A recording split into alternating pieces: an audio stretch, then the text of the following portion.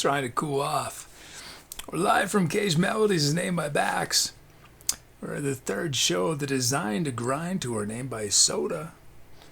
Hey, the Toopy McGuire's here, Jazzy's here, Could It All Been a Dream, Rosen's here, Wow Wow Soda, Big Child's here, Staffy, Biero is here, Thangonomics, Bugkit will do it live is here, Muty Makes Me Lose Control's here, Bad Backs, Not Allegra, Neighborhood Watch, Chuggy, Pierre, Father Five, and Brucos. Hey, how y'all doing? It's not a new shirt, it's an old shirt. I never wear it, but I had a wardrobe malfunction just before the show started. Namely, I'm sweating. I'm so nervous. No, I mean, it was good for my psyche, but I went for a hike just before the show. And it's, 85 outside or something. So my body is still recovering. Oh, look what I got. This is I could not find the exact vehicle that I'm gonna be borrowing, but this is close enough. This would be plenty close enough. But this just arrived. I ordered it from China. It took like, I don't know, a month. But I'm gonna be using this for stunts.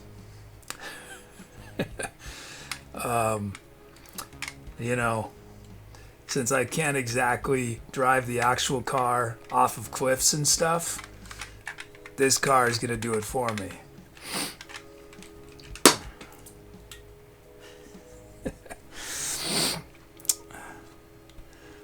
Oh wow! Thank you, Wow! Thank you so much, Brucos. Thank you so much. Huge donation, Brucos says. It's been a while. Hope you're doing well. Thank you so much, Brucos. Thank you. Yeah, how have you been? How's your spring going? Thank you so much. Wow, thank you.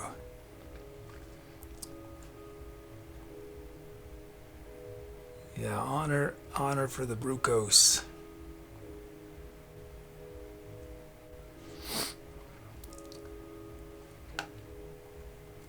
Yeah, thank you, Brucos. Thank you. Oh, it's good to hear, Brucos.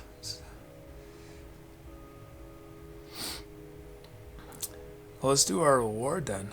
Chords.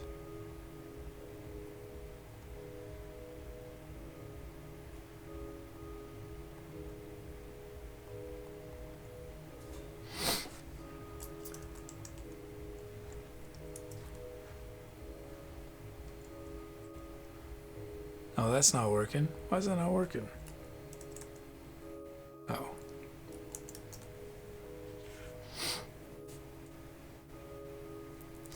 Hey, Beauty. Beauty says, remember me, I was here before your Bitcoins hit the roof. Oh, no worries, Rosen.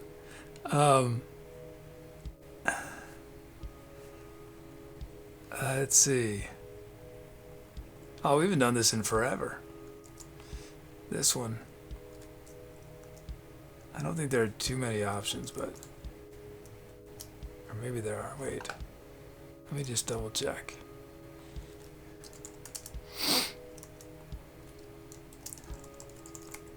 I think I'm going to have a wardrobe malfunction with this, too. It's too hot. Instrument... What is it? Unlock? What's it called? Instrument unlock.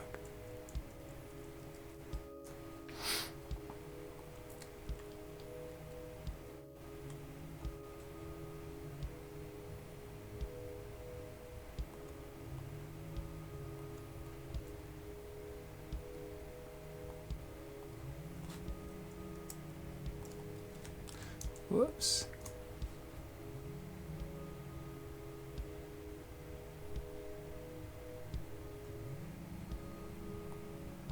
Okay, one more, just one sec. And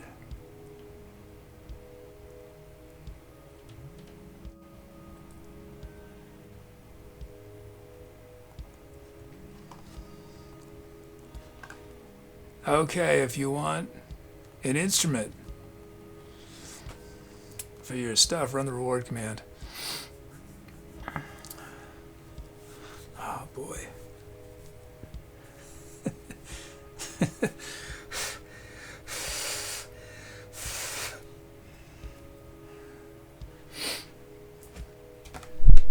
Oh, that doesn't work. This is real talk. Did you make vroom vroom noises? No, I should have. I should have. Well, it's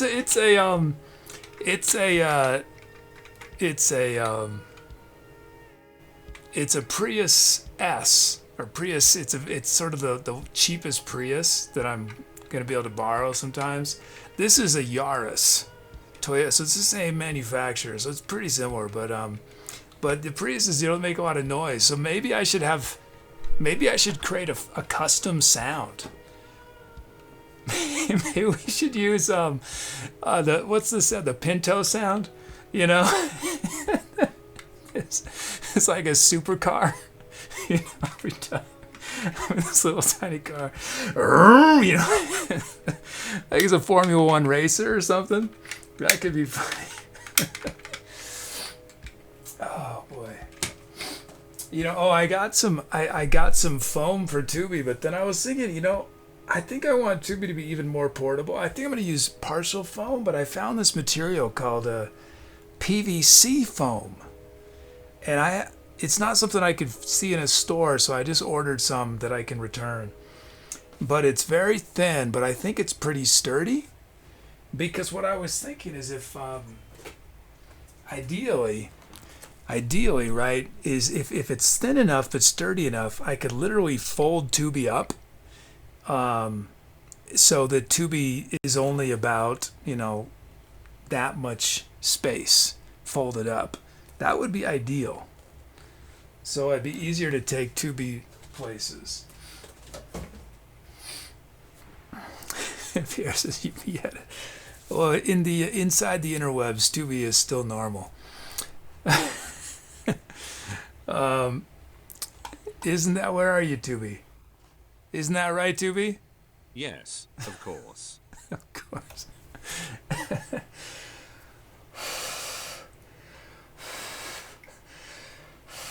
Wow, it's so hot. I mean, it is, in fairness to myself, it's 81 degrees in this room. So it's not any cooler. Oh, maybe I could, I should take off this now. Wait, I gotta,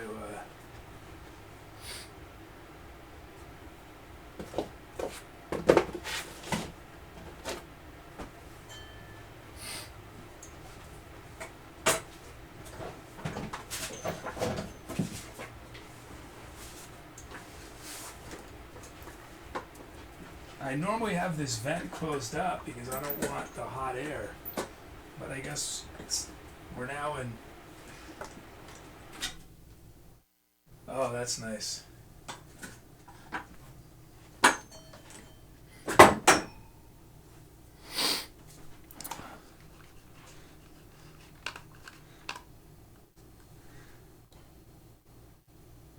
Oh, there's the rewards are coming in.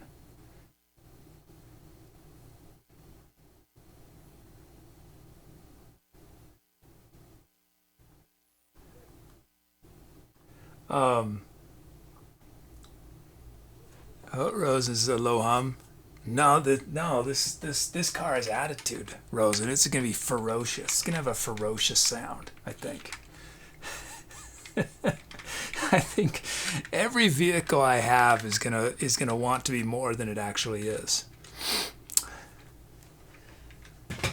But then I was thinking if the sides, I was thinking this, everything could be on hinges, you know, the sides of the head could be on hinges. And then I was thinking the top of the head could be a hinge. And then all sorts of things could come out of Tubi's head, you know? That could become a whole thing that Tubi does. Tubi pops its head and stuff. And like random thoughts explode out. I don't know what will come out, but like a chimney or something. Yeah, when Tubi gets angry, smoke flies out. I could get a little smoke generator. I could get a, What could I put in? Yeah, a smoke bomb or something? Man.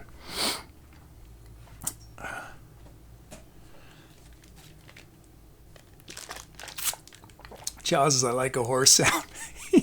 Yeah. It should be. That could be just a thing, is that it always makes different noises that are not the right noise. You know?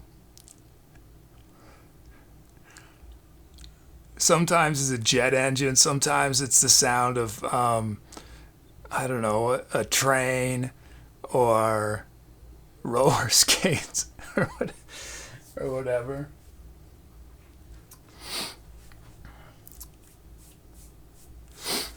Roses could make for an interesting transition from tuba to your fave, your head popping out. Well, now that made me think, Rosen, what about sort of Russian dolls, except it's tubi? You know? So that would not be difficult to animate. You know? It just is never anything. It's a loop. It wouldn't be that difficult to do. So it's like tubi's head's there. The head pops open, another tubie comes out, and it starts smaller, but then it sort of expands until it's the same size again. This never ending. Let's see. Okay. Media says car noise, squeaky shoes. Yeah. Or waterlogged shoes. Or the sound of just giant footsteps. Let's see. Create a new empty track. So I thought I was going to release the first episode of Tommy Nomadic today. But I'm going to delay it a week because I still haven't been able to do that video shoot. I was going to do it on Friday for the second episode, but on Thursday I filmed a segment just here, and it was disastrous in terms of audio. It was not a disaster. I'm going to have to ADR the entire thing, but the shooting went okay other than the audio. So what I was thinking I was going to do for audio, what I'm hoping to do is basically shoot on my phone rather than cameras, like I did on the first episode. My audio works great on camera, but it was having major issues on the iPhone. So I ordered something else that I'm going to try, and hopefully that will. I mean, it's not the thing I want is not available yet. So I'm going to use a temporary solution. But anyway, that's why I was intending to release it today, but let's do these rewards quick. Whoops. Find rewards, there we go. Oh, but I was taking advantage of the extra time since I wasn't having to do editing and post-production, and I knew it was ready today, but I started the process of switching to the new computer. And I think on Tuesday we're going to start using just the new we're going to move on. Move on from the 10-year-old Mac Pro and 10-year-old Mac Mini to the new MacBook. Okay, let's see. Media says, no, you will never become a YouTube celebrity if you strive for perfection, be mediocre. Well, you sort of need to be able to hear what I say. You know, if I'm talking and all you hear is you can't understand anything. There's mediocre and then there's unusable. And this was unusable. Rose, have you found Tubi's head dimensions? I'm gonna do it. I'm gonna when I start building Tubi's head, I'll give everyone dimensions. Yeah, I'm just gonna wait till. But I have some acrylic coming tomorrow. I thought I was gonna try that out, black acrylic for Tubi's mouth. So because I don't want to have to carry that monitor everywhere. So that's gonna be fun to learn how to do that. Apparently acrylic, you use these. It's sort of like a utility knife. It sort of has this hook, and you just make some, 3 or 4 cuts, and then you can just break it, just snap it right where you cut it. So pieces, you get an Ethernet adapter. Yeah, I do. Yeah, everything on the show, all 4 computers are wired. I always wire everything. Yeah. Great new empty track. Oh no, let's do the rewards. Staffy got a new pedal steel guitar as well as 10 lessons with the famous professor of music, Feelgood Schroet. Pretty soon you'll have mastered pedal steel guitar songs like Sentient Dollar and What's with the Green Thing. Allegra got the instrument made famous by Stabmore Perboom from the band Cheese Trombone. It's a blue crumb horn made out of carbon fiber created by the teal and fur and green polka dotted instrument maker Millicent Company. GD Bill got built by Bolson Cutebottom in 2017. It takes 49 people to kind-heartedly play this massive reed contrabass. They were going for the world record but ended up being around 625 kilograms short of defeating the previous record. Muty got tragedy has struck the band member of Parliament Flute Loops yet again. Their 5th diatonic harmonica player, Mix-a-Lot Twitchy, is left to join the Axolotl cult. With the new diatonic harmonica that you just won, here's your chance to be a rock star. And Bruco's guy, you're going to sound mysterious on your professional electric quadruple neck guitar. made by instrument maker Cruciferous Ltd. I don't know what's cheesier looking, a double-necked guitar or a keytar. I guess a keytar is cheesy, but it's close. It's real close.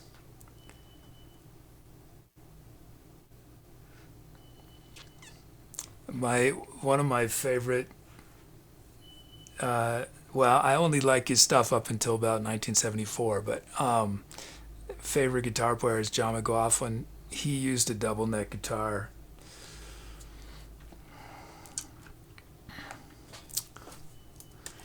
I mean, he used it for good musical reasons because he had 12-string. He would do sort of these cool melodic or sort of arpeggiated stuff on the 12-string and then play lead on the 6-string. But it's a silly looking instrument. And then Jazzy got this Mando bass owned by Admiral Bunbury, is valued at 9 cents, producing a sophisticated sound unlike any other instrument of its time. This one is once in a millisecond find, which means it's everywhere. Bax got a fish-scale leathery harmonium. It's made out of a unique combination of millions of angry cicadas and smoke.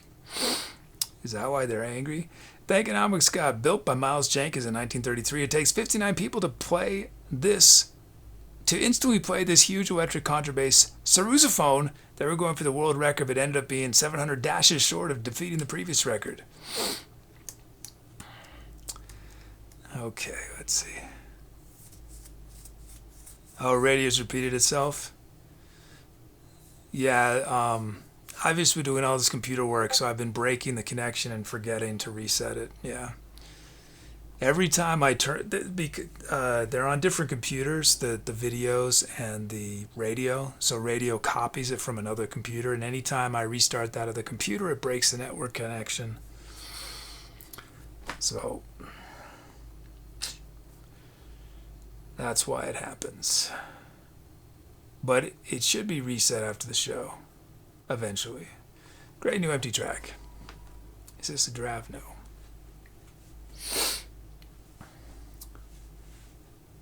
My Discord messages are coming through. Did someone just message me?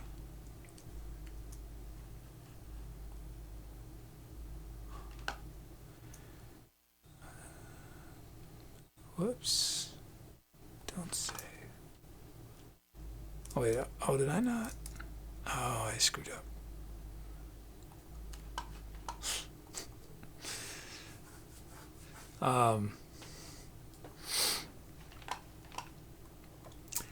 Let's see.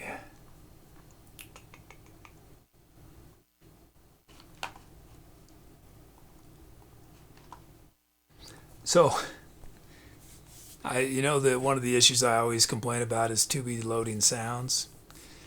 On the new computer, the fastest I can do it is it's 25 seconds, which is way faster than the old computer. The downside is in the old situation, it's on a different computer, so I can do other stuff while it's loading sounds. On the new computer, I can't do anything. I mean, I can talk like I do anyway, but so it's both faster and slower in that respect. I spent like 2 or 3 hours trying to figure out ways to expedite it, but it's just the delay that it takes time for Logic to load the sound. I can't make it go any faster. Are you getting dropouts, Pete? My signal is good again. It looks solid. Jazz says you need to find a different way to load sounds. I mean, someone would have to reverse engineer Logic. I'm sure it's possible, but someone would have to be able to figure out a way to reverse engineer Logic save files. And I do not have those skills. I will never have those skills. I think it's fair to say I will never develop those level of computer skills to be able to take a proprietary code and figure out how to reverse engineer it. But if someone wants to figure it out, let's see.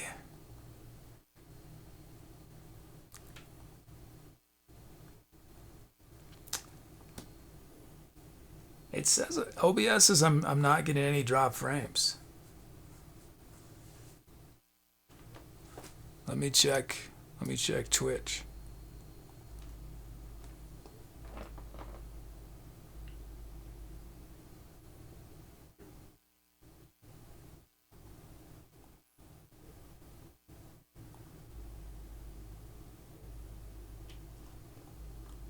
Can't tell.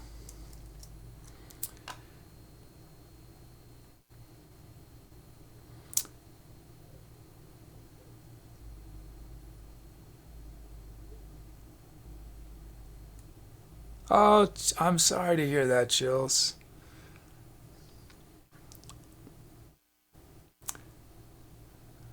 I'm really sorry to hear that.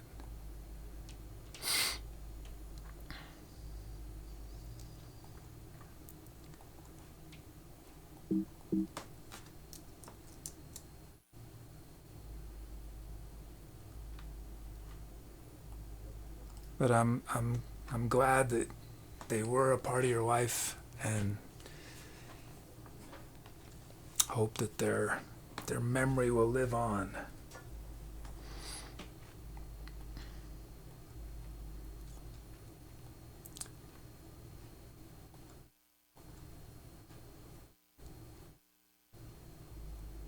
Oops. Yeah, so much for having a shirt that hey, this is the real world. It's gonna happen. Sweat is a human function. Let's see. I'm not gonna change again, unless it gets really bad. Unless it becomes a terms of service violation. Let's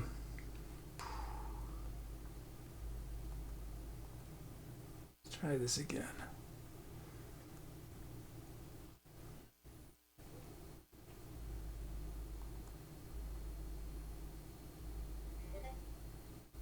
Oh, yeah, you're right. You're right. Discord, it's on my phone.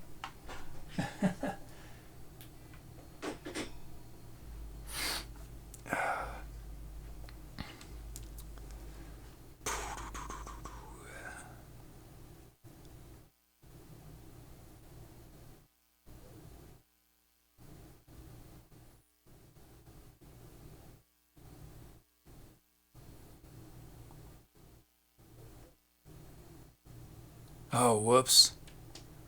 Oh, wait, how do I fix this? What did I do? Oh, I didn't make a note of that little change.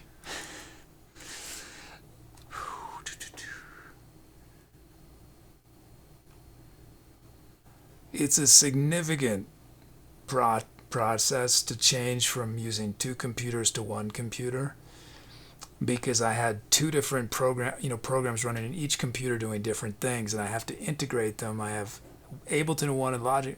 So anyway, one of the changes I made, I forgot to change it back because I didn't finish in time. But it's a constant. It's not something I can just add all this conditional language. I just have to fix it. Path to Ableton.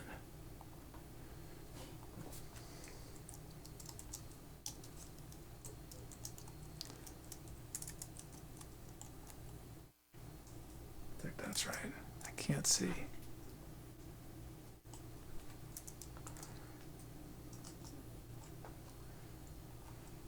Hopefully that's the only issue.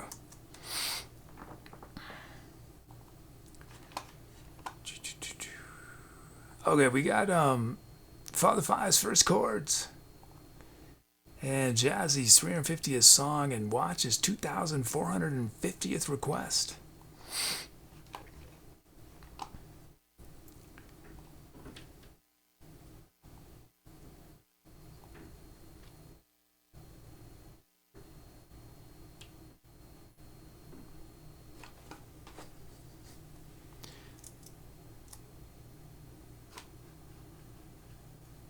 There it goes. Okay.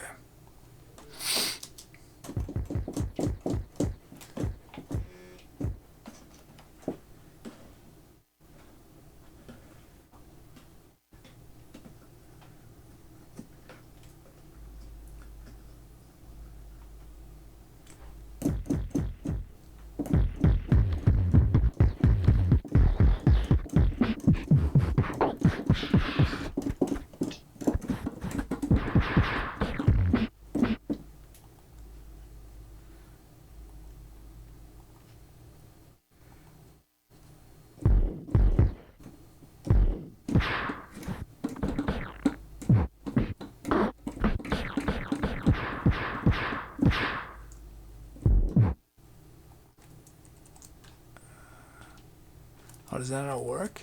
Oh, that's so annoying.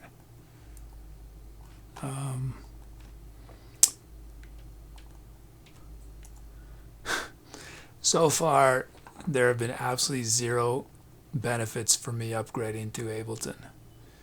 I mean, I had no choice. I had to, but it's been just, things are worse.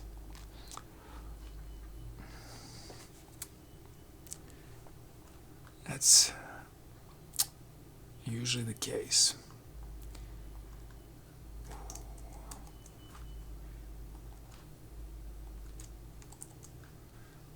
Okay.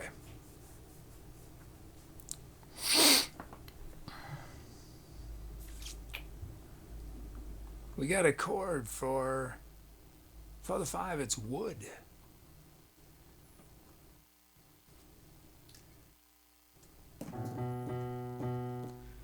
B minor, B major, E flat minor.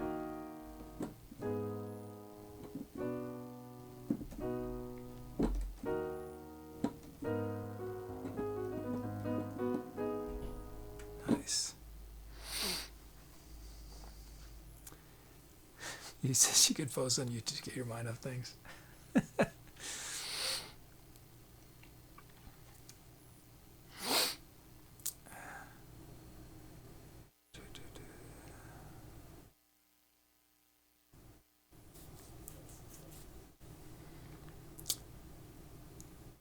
And sounds we got, oh no.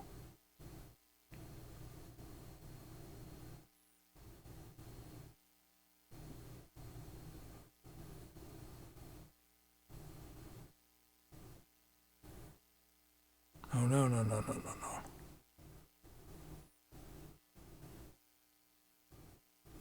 Oh, okay, that's right, that's right. Okay. I'm just worried I messed something up in all this work coding I've been doing to move things over. Okay, first up, beat.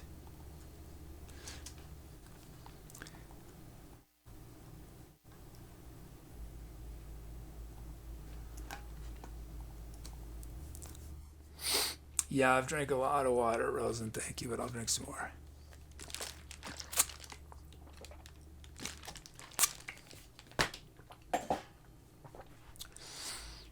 In cleaning. Here it is.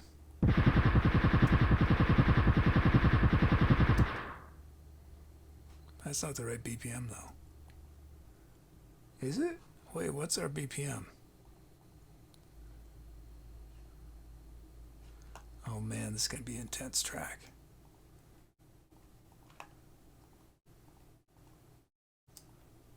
Do we have any sort of kick?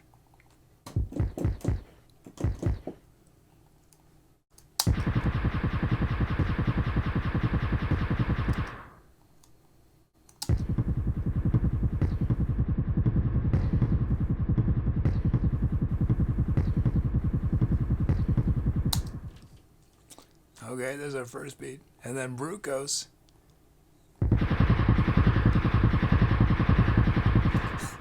This kit definitely has its own sound. I might give myself another kit to use with it.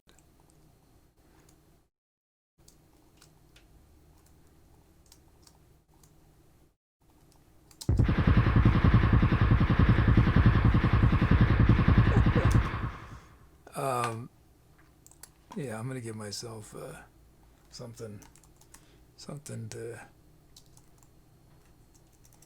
Maybe we'll do 4 on the floor. Whoops.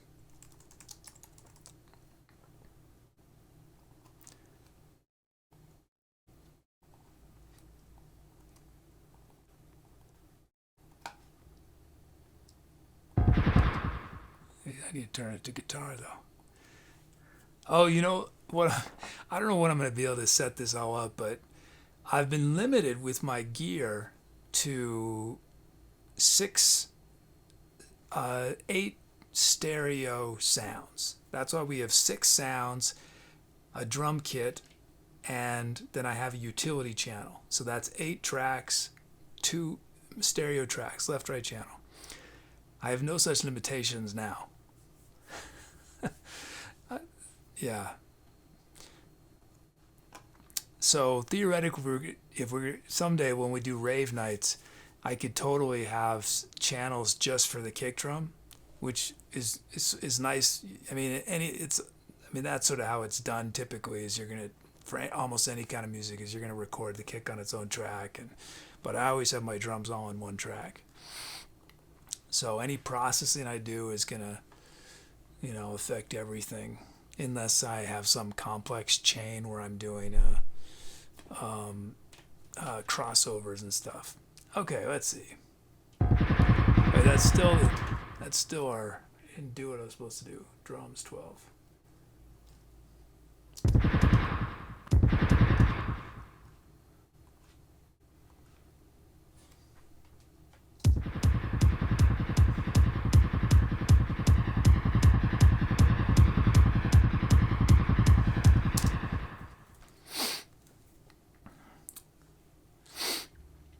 Yeah, it's a lost cause, Rosen. It's just this is how it's gonna be. Let's see. Okay, sounds. We've got first up Nocturnal Sunrise Clav. Roses with new computer, we'd be able to have a separate recording just for the voice. No, not during shows. It would be. So you mean during improvs? It's just not. Yeah, it's not practical in terms of space, because then I'm having to record. Every song would start taking, like a gigabyte or more every single song. So it's just not practical, yeah.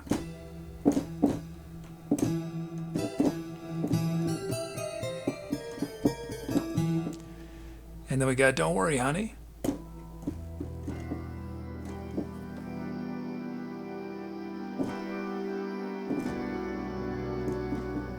And then Slide in Your DPMs from Muti.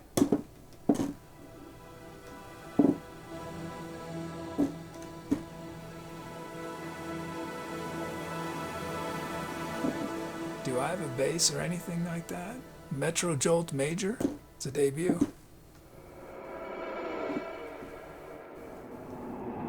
That's not a bass.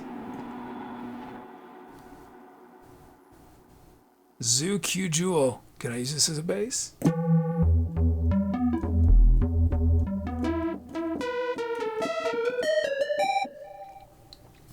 And then Dangonomics with Lax Freon.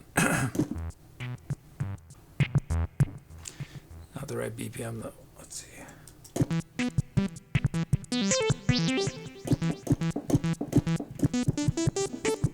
There's a delay to it. It doesn't respond super fast to my fingers.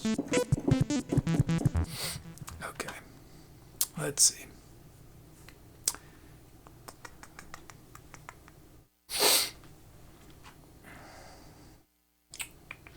Yelpic, which sound starts the improv.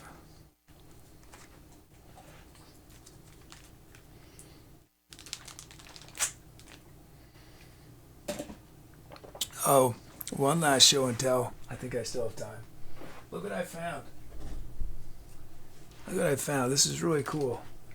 It's gonna make an appearance for about 2 seconds on the second episode of Tommy Pneumatic Show. So watch out for it. 2-second clip. Wait, how do I open it again? Oh yeah. Okay, look at this. I don't know if you can see the contrast. Can you see the? Yeah, you can see. It's a camera. I don't even know how it works. I don't know what this is. Yeah, I have no idea how this thing works. I don't know where you put the film. I mean, it's. Does anyone ever use one of these before? I mean, there's nothing to look through. You can't look through here, but this is not exactly in a place to look, and it's. I don't even know what that is. Oh, I guess that shows. Wait. I mean, that's a lens of some sort. Oh, does it move like that, maybe? Oh, wait, does that go? Does anyone know?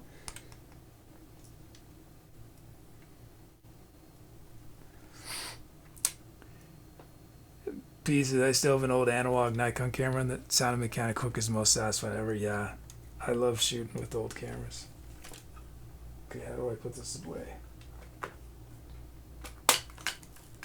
Oops, I gotta move it first. There we go. Okay. Okay. Send this pole.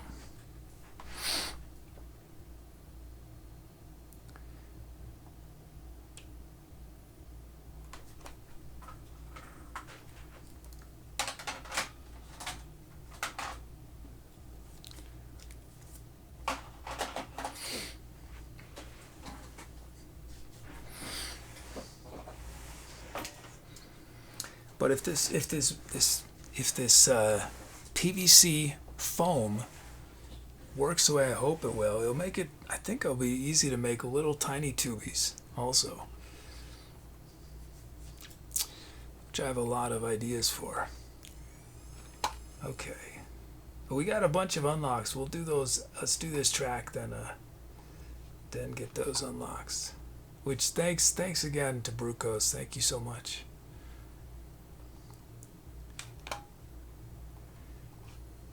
And it's time to beat the hour.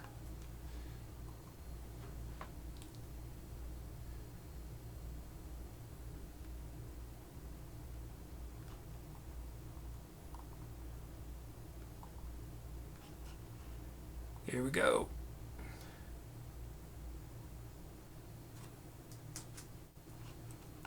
This is going to be a weird track, I think. Here we go. Time to accelerate.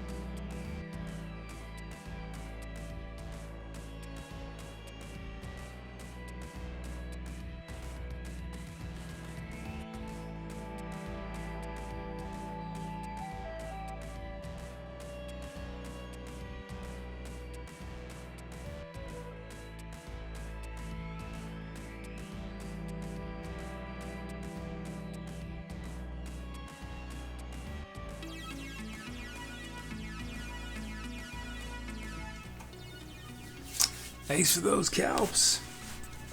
Titles.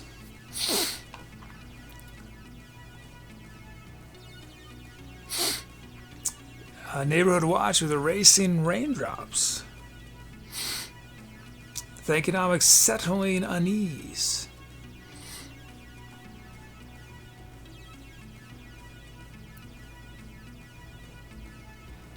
Pierre TV versatile vibrations of Venice.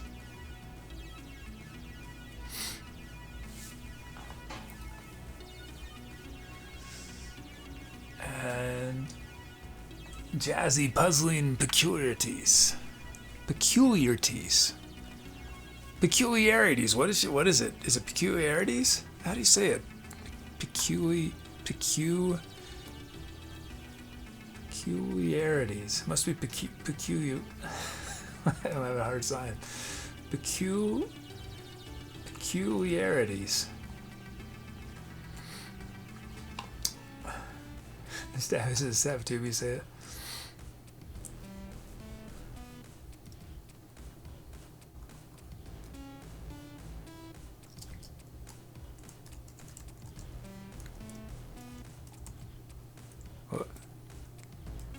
Peculiarities. I don't think, did I misspell it? Okay, let's see. Create new empty track.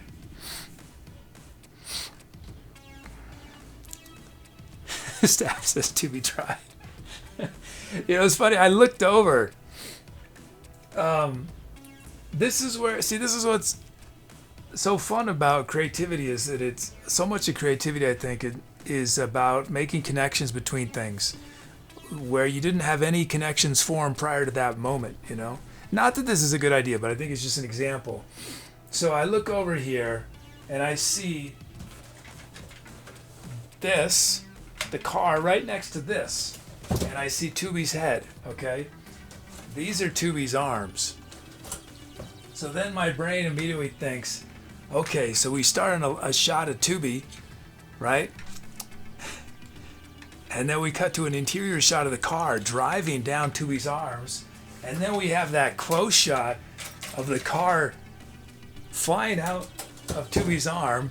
I have a green screen on the windshield, and you see me and Tubi inside of the car. So Tubi is simultaneously... Anyway, just because that's what I looked over, I saw those three objects right next to each other. Not saying it's a good idea, just an example of making connections. Let's see. I'll probably do that at some point. Okay, I'll pick which title.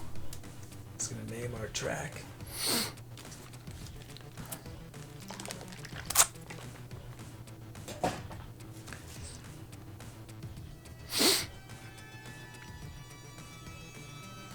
You just want to play with your car.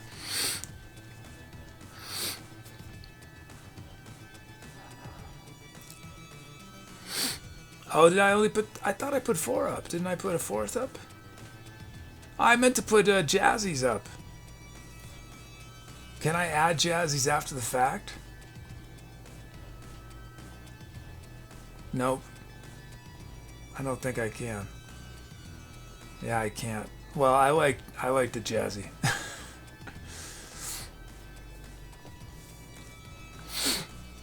Oops.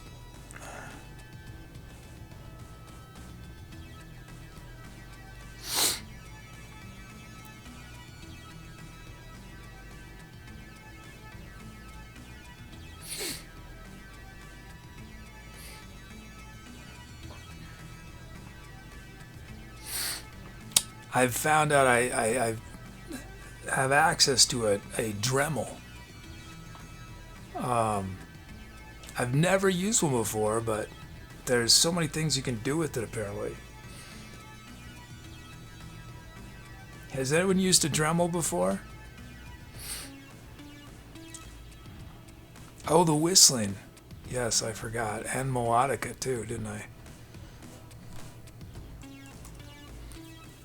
I mean, I'll watch some videos before I do anything with it, but...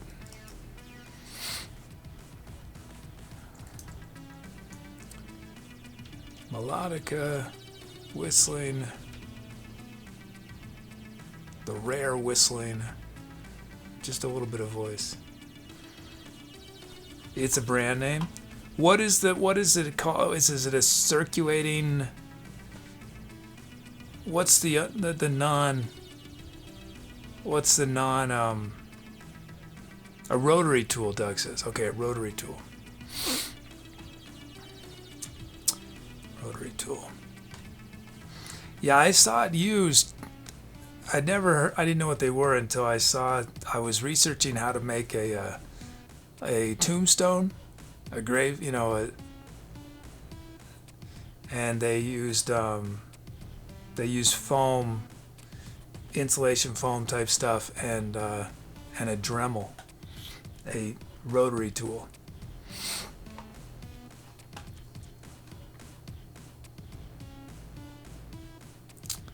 Oh, sorry you're having trouble, Pete. Bax is several.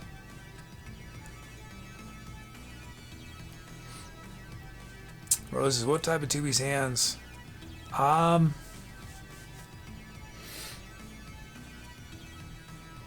don't know. I like these for arms because they're collapsible. I can compress them into very little space. So I don't know. I'm not in a rush to figure out Tubi's hands. I think it might be that Tubi can have different things that can come out of its different types of things as needed. So maybe normal hands or claws sometimes, or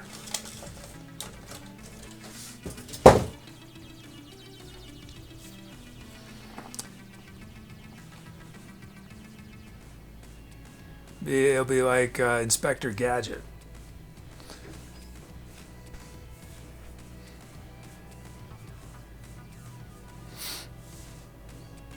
He says Hulk hands for Tubi. Yeah.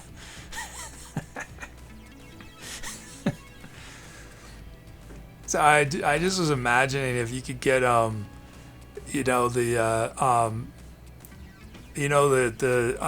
plastic gloves that are for dishwasher stuff, and then I had this image in my mind of if we connected it to a vacuum, and except you blow air out, and so we have these slowly expanding Tubi hands that become giant. Okay, let's see. Some other titles. Chuggy's here with Wax On, Wax Off. Big Child Chilling Glaciers. Pete, get ready. Wow Soda's Sweltering. Chills, Ting-a-Tong. Bugger will do a live.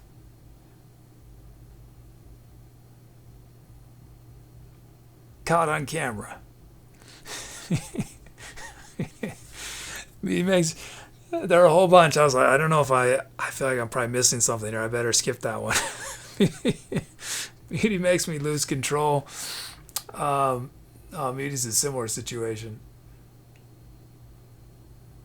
Hans off the merchandise. Staffy. Martian costume party. Could have all been a dream, Rosen. Don't sweat equity. That's a clever pun right there, Rosen. Rosen is developing the pun skills. Don't sweat equity.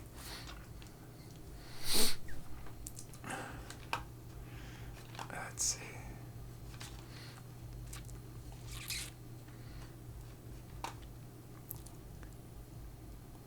I have a lot of sweat equity in this channel. Unfortunately, sweat equity cannot be cashed in for anything. Well, this particular sweat equity. Okay, let's see.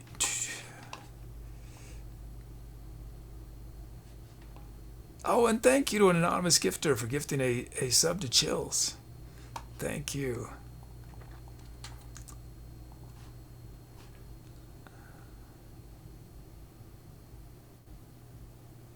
Wait, didn't I already do that? Oh no, did I just add like 1,000,000 titles? No, okay. That's weird. Oh, I can do it on that other screen? I might have messed everything up. I don't know, we'll see.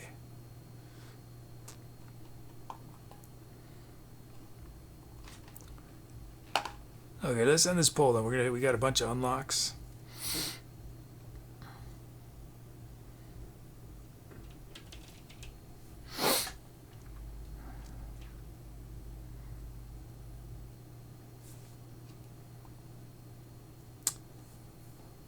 What's cool, with this macro lens, I can easily do full frame shots of this vehicle. You know, real close.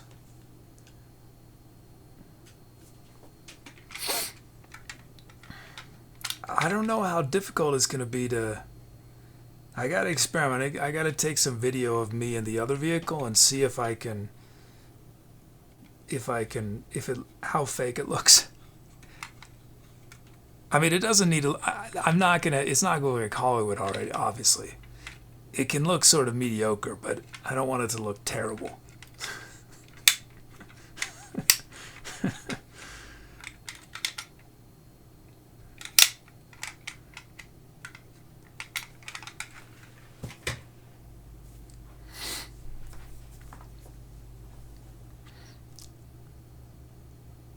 I'm going to need a stunt double.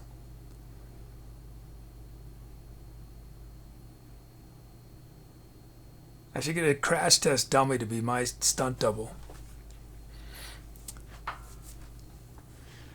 Okay, let's Media says random media question for you to reshoot first episode again with unlimited budget. Which location would be first place you would love to hike, even though you would have such a big budget you could have an assistant to do all the walking?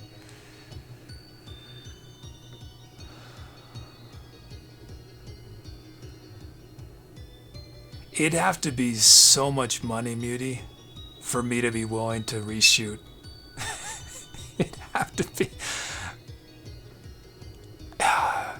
It'd have to be like, at least... I don't even mean budget, I mean what I get paid.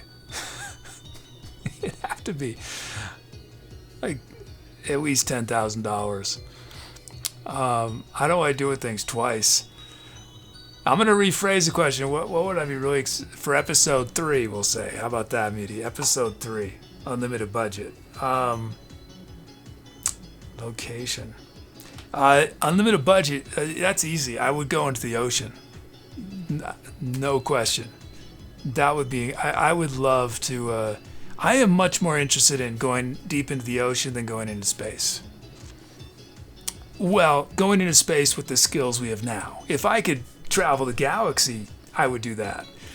But I think it would be awesome to see the Earth from space. But then it's like, okay, that's awesome, but there it is, the Earth, you know.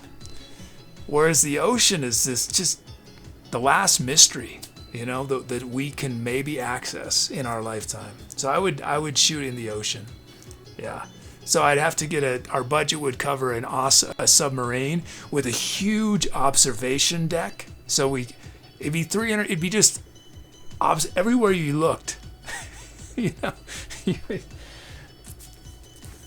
that's what I would do. Yeah. Episode 3. Rosa, would you have blue tape in the front side? Yeah, so I'm gonna yeah, the idea is I think to make it easy for myself, it would probably be it'd be either just the front shots and I'd have a green screen on the windshield here, or a side shot and I have a green screen there. I would try to shoot in ways that I'm only having to do green screen on one window. So I wouldn't do this kind of shot where I'm having to do green screen on both, because that's just so much work. Yeah, so I would, any shots, yeah, with...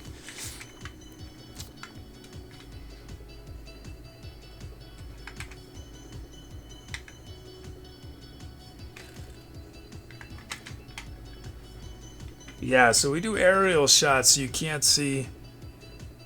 Oh, I realize this is the the steering wheel's reversed, so I'll just have to flip the image. As if anyone's gonna see that.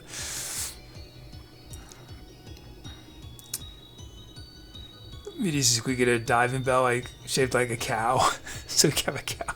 Yeah, yeah.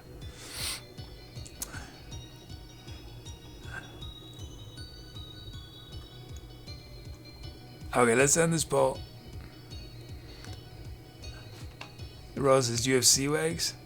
I've been on the ocean a few times and I didn't get seasick, so I don't know. I don't know where sea legs is much of a thing in a submarine, or is it more of a when you're on when the waves? I imagine there's currents. You're dealing with currents when you're deep underwater too, but I've never been on a submarine. Let's end this poll.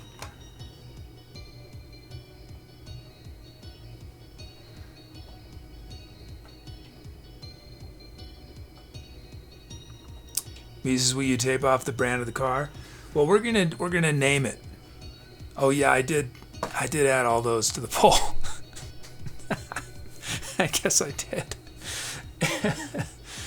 Whoops. Well. Oh well. And it's Pierre has named it Versatile Vibrations of Venice.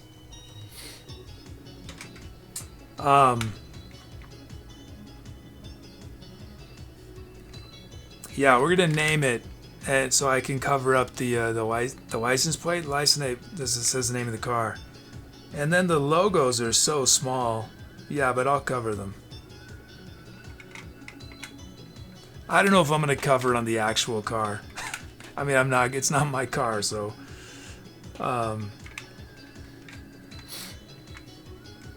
My position basically is if it's easy to do something, I'll do it. But at a certain point, I'm not going to spend hours rotoscoping out logos on vehicles and stuff. I'm not going to do that. Or die. Unless I have an unlimited budget, in which case, yes.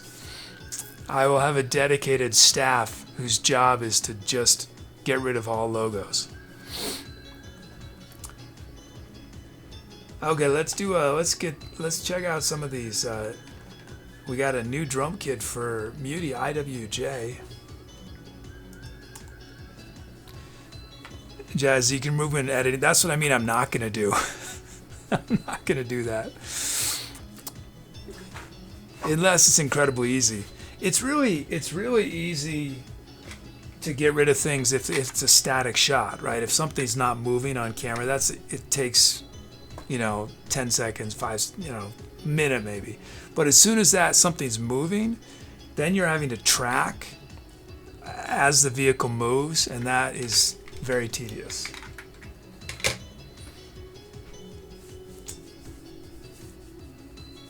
Maybe we get a middle ground and you don't remove the car band, and we get Tine piano return to former glory. Oh, Tuba, you messed up, didn't you?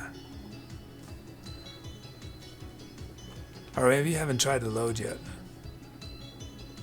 Okay, IWJ.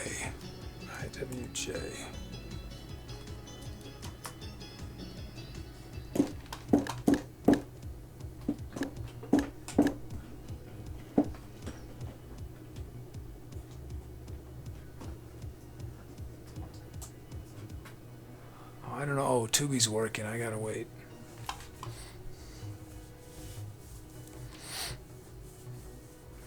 Oh, Muti, I give, I've talked a lot of trash about Adobe, but I will say that I was so impressed with the image selection tools that are now part of Photoshop.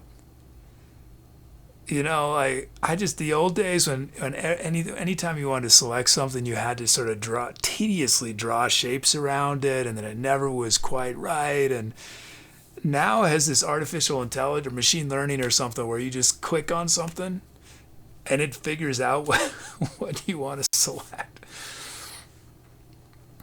So, yeah, smart. Or now, or even if it's a little more complicated, you can just say there's a shape and you just draw a square around it, and it just it saved me so much time. Yes, when I was I think when I was working on that thumbnail, it made things so much easier. Oh man. What am I doing? Here's the big. There it is.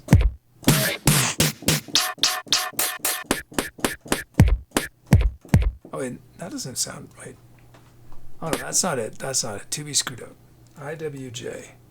I don't know what Tubi's doing. That's an existing kit. Oh, that's cool.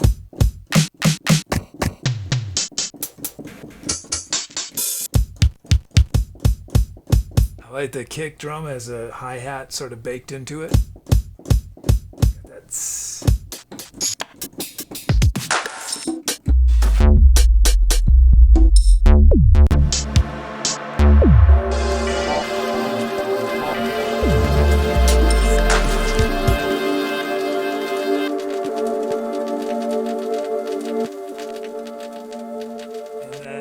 Brucos gave to Staffy MPF.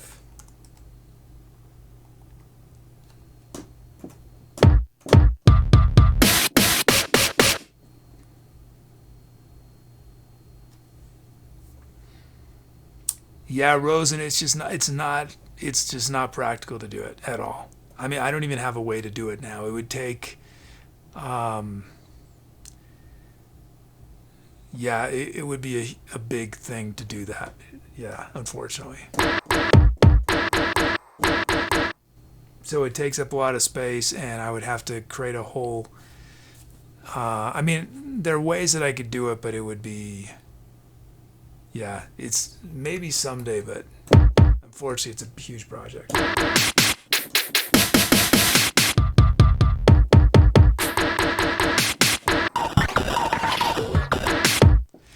And then Brucos gave to Jazzy VJ.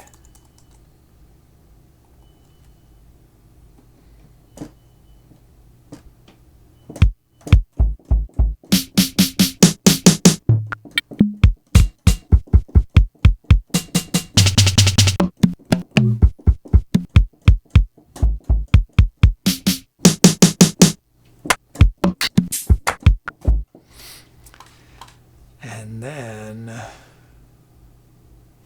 we got some sounds. Oh no, Muty name.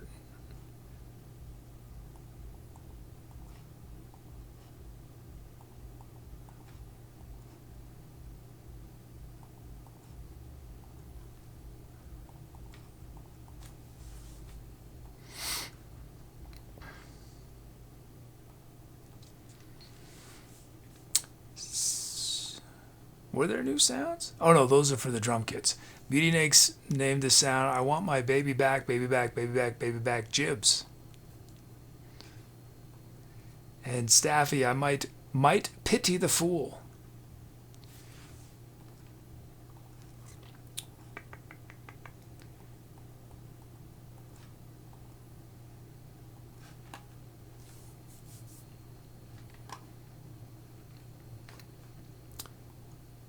Oh, I hate amp mods.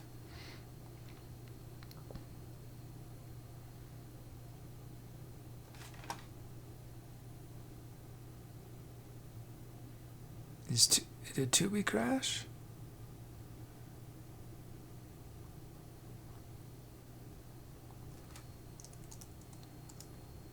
Oops. That was me writing Z. I think Tubi just crashed.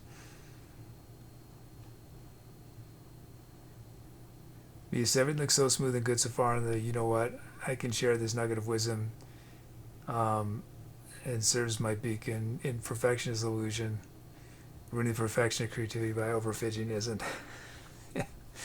Yeah.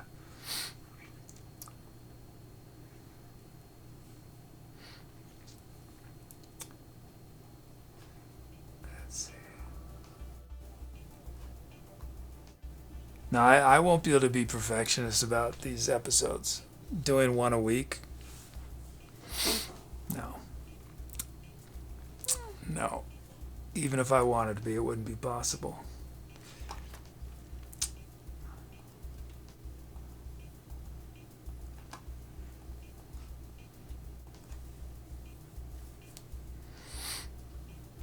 Yeah, Tubi's still gone.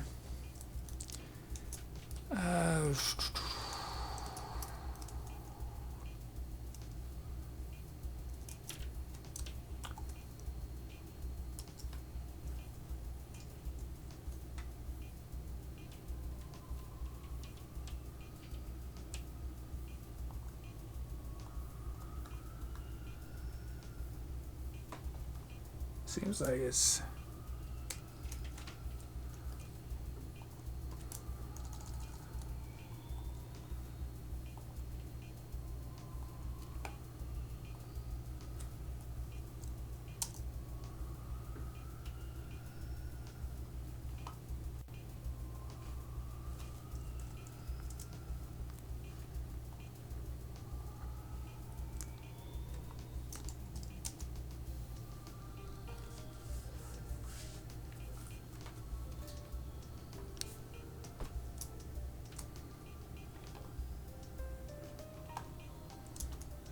think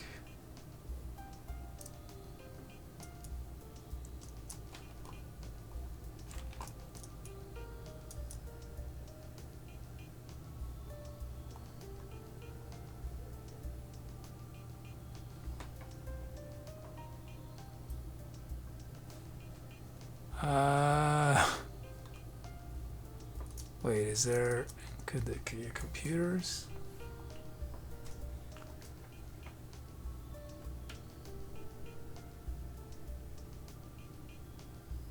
No, there's plenty of space.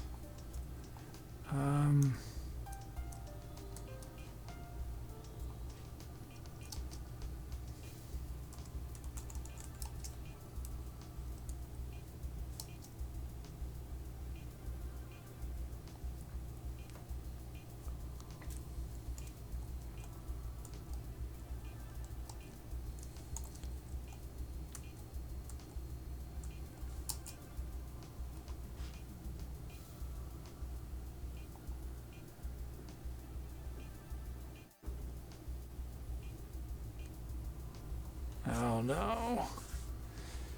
We're on a roll.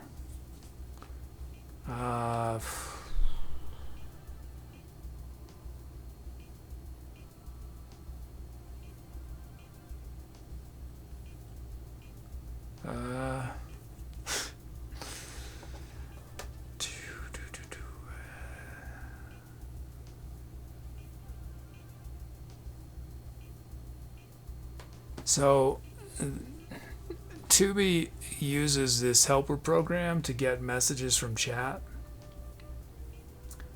and it's running PHP, and it sort of communicates with the it gives messages to the server and vice versa. That is where the issue is, it seems. Which is not something I can, I mean, it just means, I mean, I could do this, I keep doing the show, but there'll be no chat messages.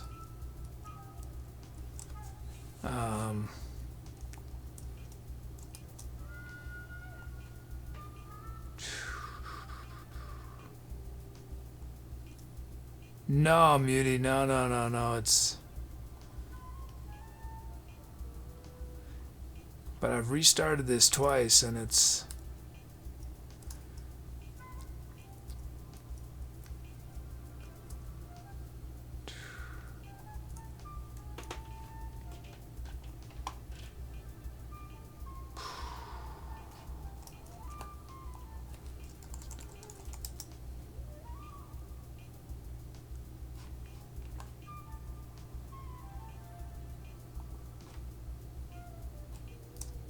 Or maybe...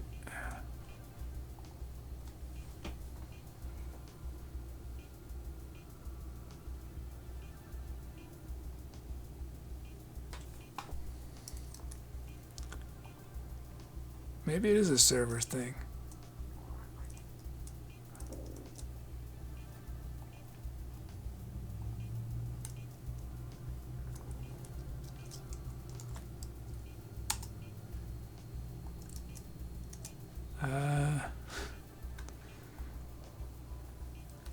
Okay, what's frozen? Okay, that's frozen.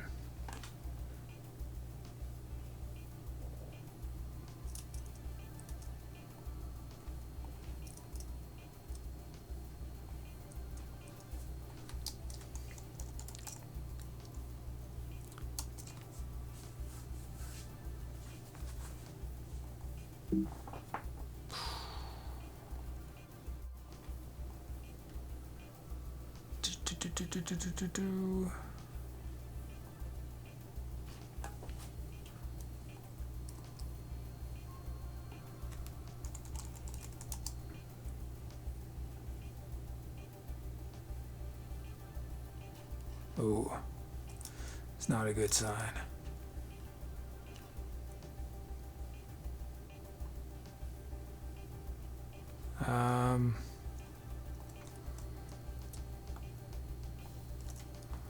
Okay, I think it's okay. Let me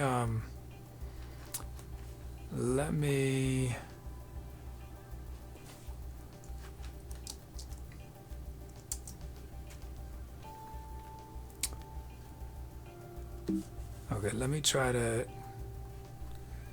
It's very hard to keep stream interesting when I'm troubleshooting.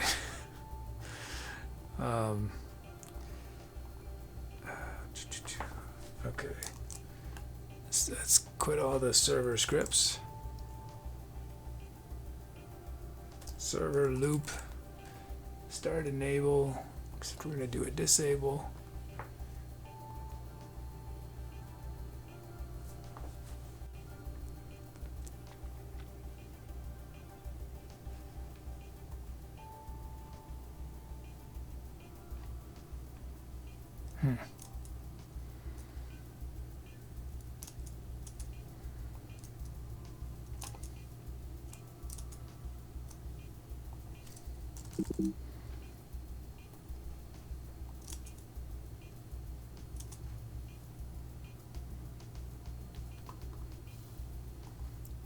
Okay, let's see, did we quit?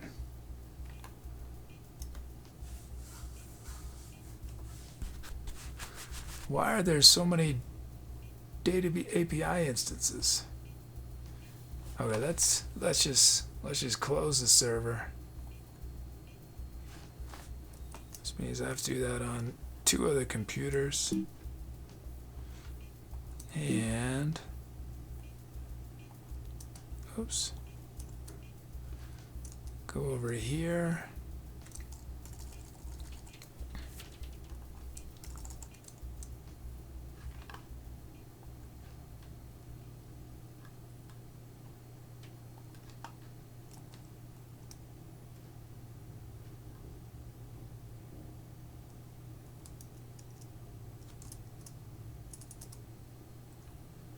Oops, let's quit those again.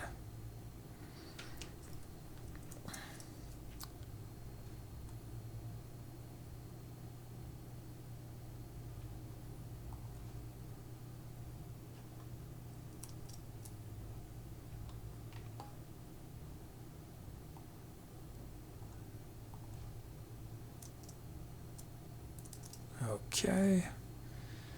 Okay, let's close the server.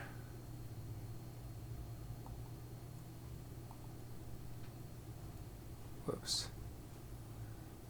Data API Pro.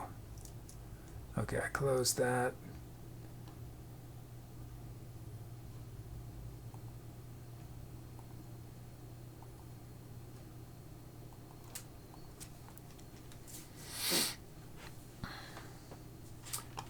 Oh, can I turn on radio?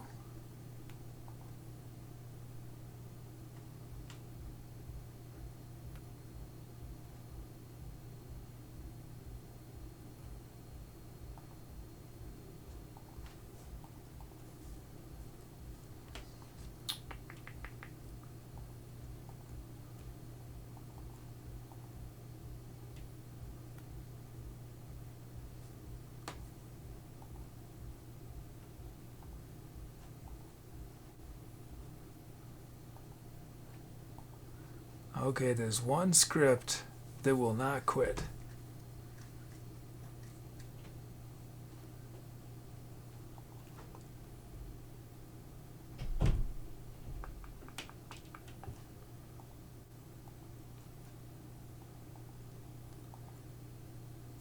It's not something I can force quit. I'm trying to. It's an internal server script.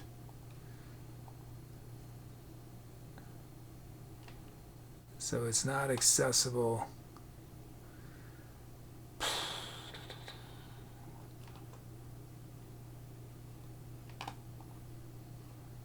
Well, okay, it's just... How am I going to lose everything if I do this? I don't have a choice. I think I just have to shut it down. Okay, stop database server.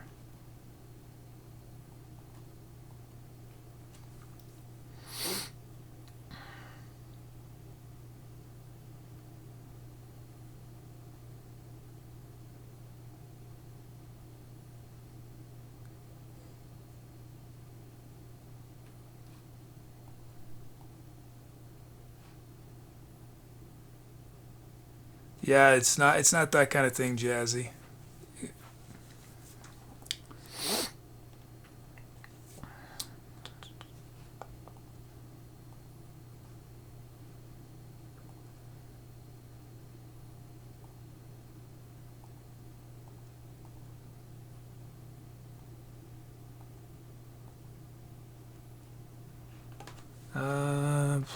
Okay, server stuff I gotta be really careful of because there can be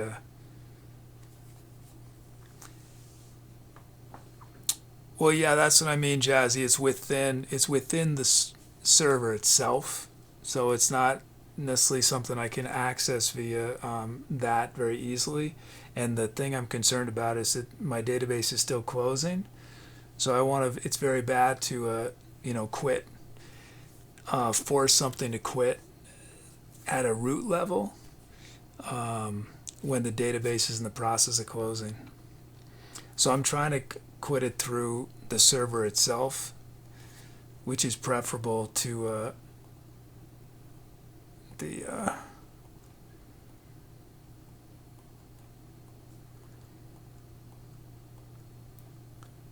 says 0 clients, but it's not closing.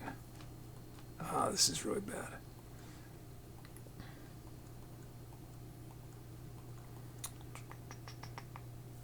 Uses whistle your process.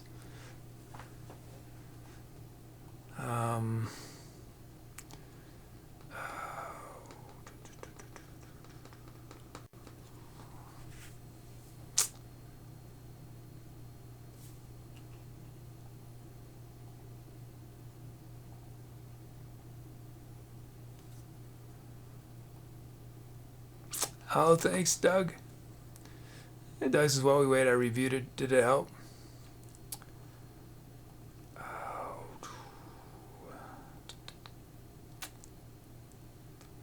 See, the problem is that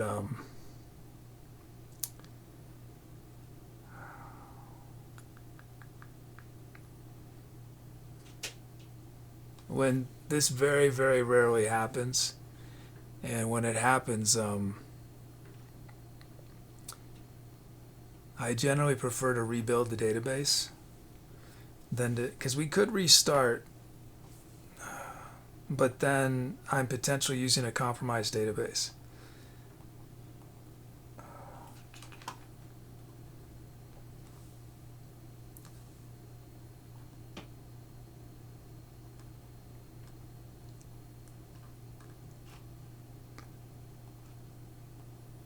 How many songs did we just do? 2 songs?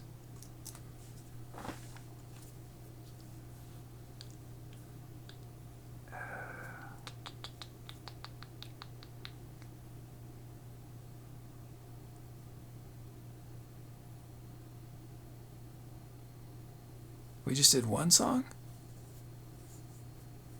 Was it we were starting to get ready for this?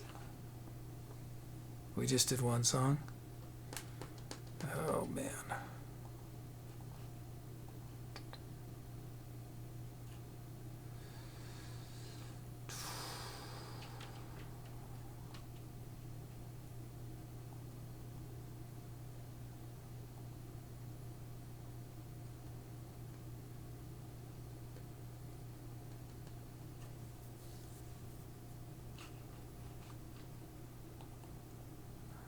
Do I have the ability to load the sounds? Did we get to that part?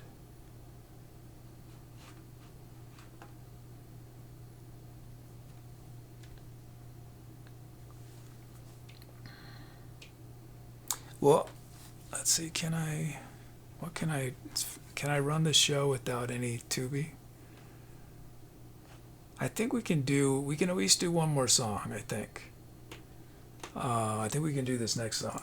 And then I just want to wait and hope that this database successfully closes.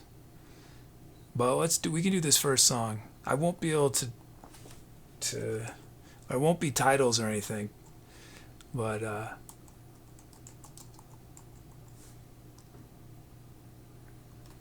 in Indonesian gamelan.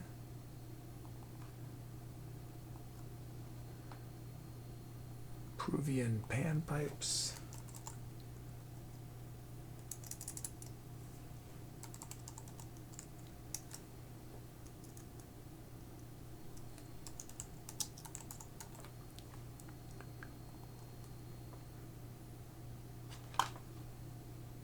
Sun shower.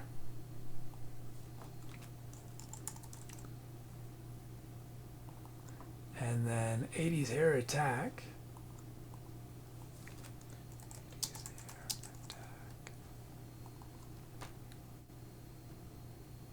And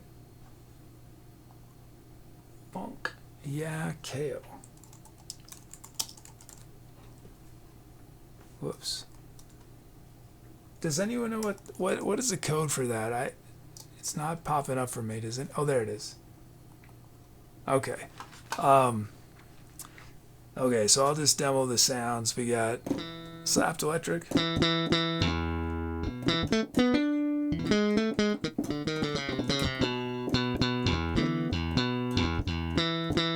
And then, am I gonna...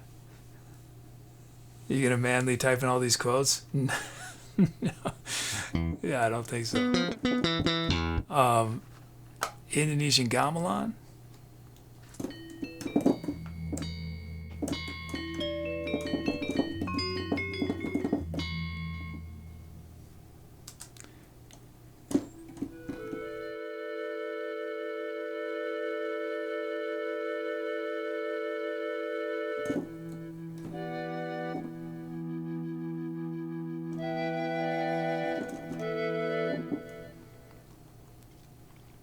And then sun shower.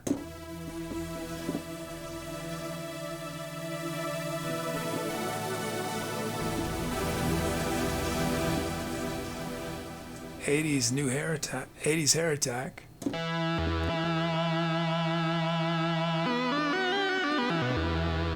And then, what was it?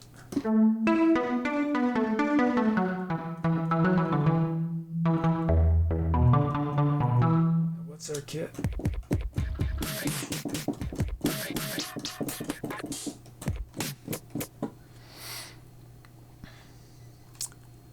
Oh, hey, Mr. Robert.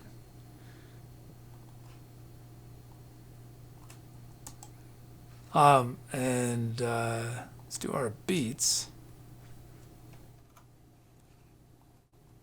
Steak.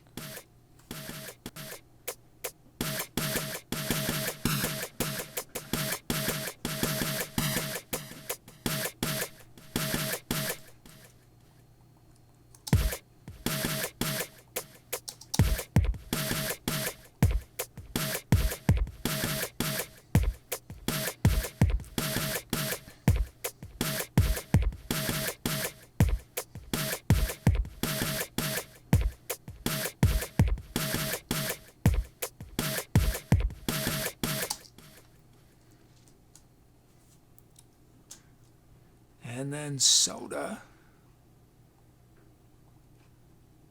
Oh, and these have to move up. Or they did, okay.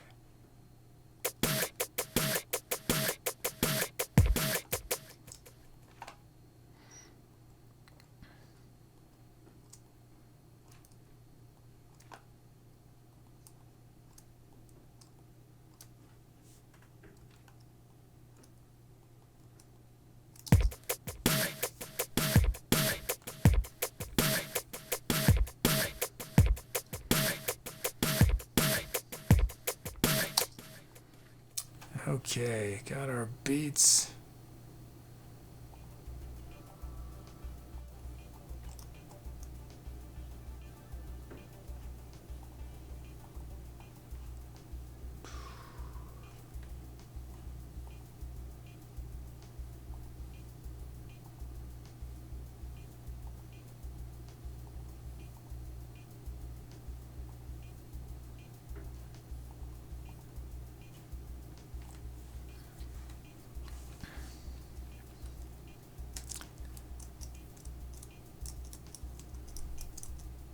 Yeah, what was the key?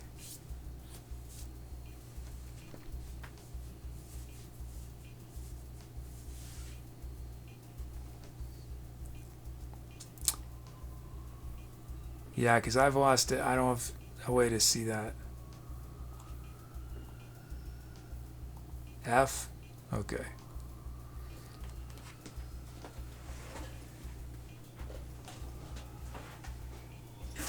Okay, let's do it. Oh, is light show gonna work? Oh, let's not do the light show then. Because it won't store credits. Okay.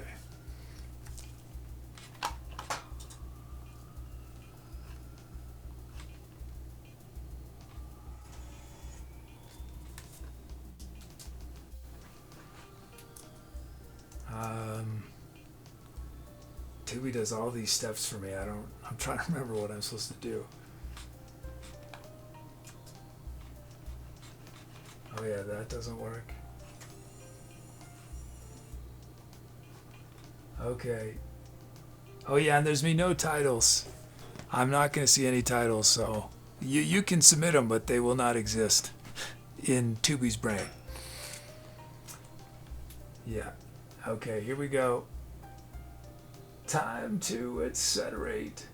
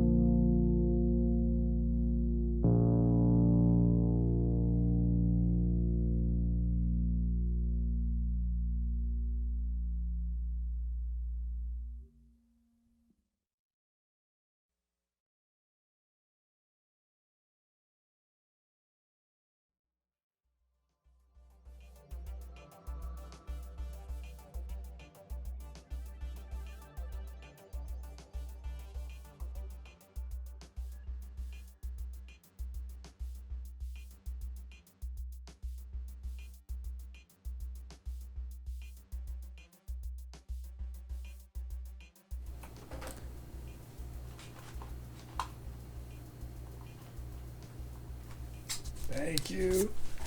Thanks for those calps.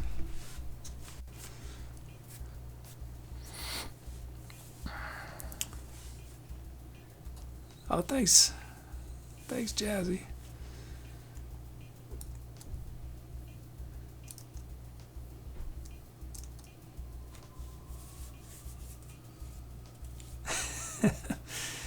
Yeah, Tubi's still down. This database won't close. Oh, thank you, Pete.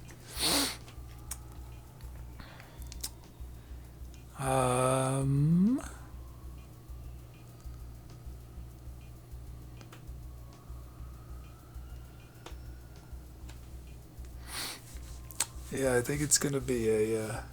Well, it's still a decent album with just 2 tracks, because that one was the first one was pretty long too, right? It's gonna be an hour-long album.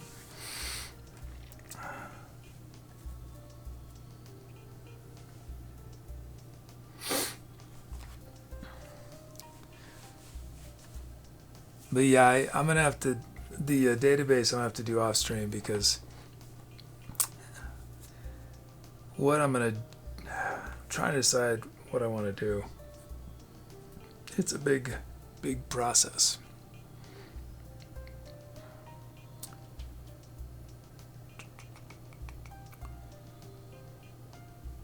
I mean, the safest thing to do would be to just completely revert to the last saved version, which would have been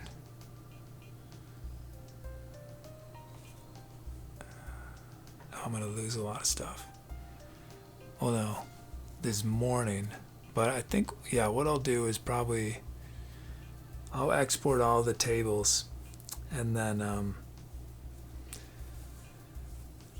use the export the tables from tonight, use the old database from this morning backup. I hope it was this morning. Yeah. And then do the tedious process. There's not an automated way to do this. And there's a ton of tables in the database. So it's very painstaking. There's like 50 tables. Because does this have to do with transferring? No. This is the compute. The Tubi's running on a computer that's going to keep being the server. Yeah, I'm not changing that computer.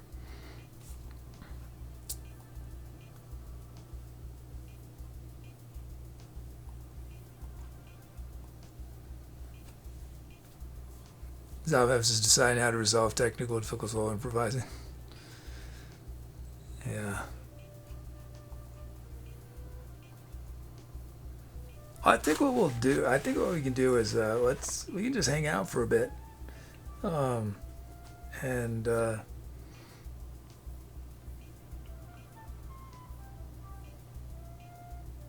maybe I'll do one more thing. I'll do just a solo melodica.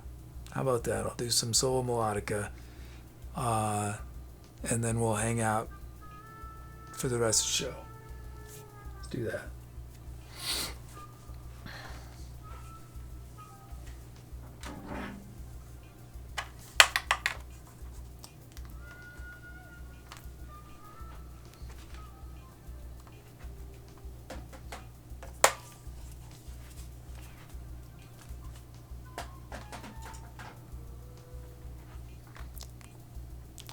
So we'll try.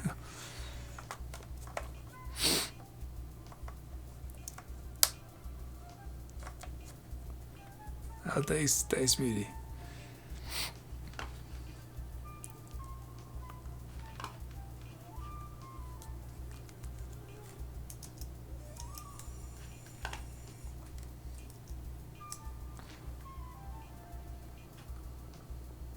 Did I put effects on that?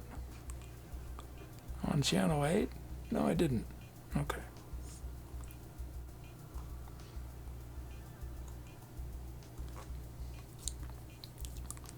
Okay, here we go.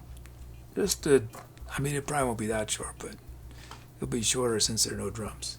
Okay, here we go. We're gonna do some melodica solo.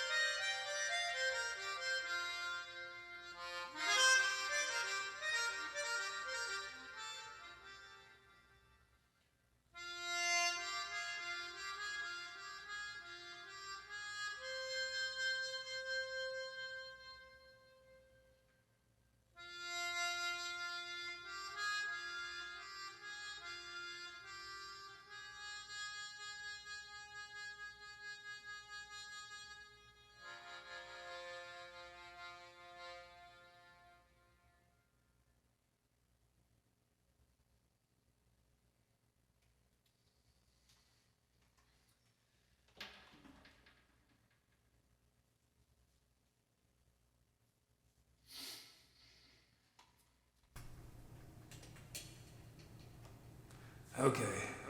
Oops.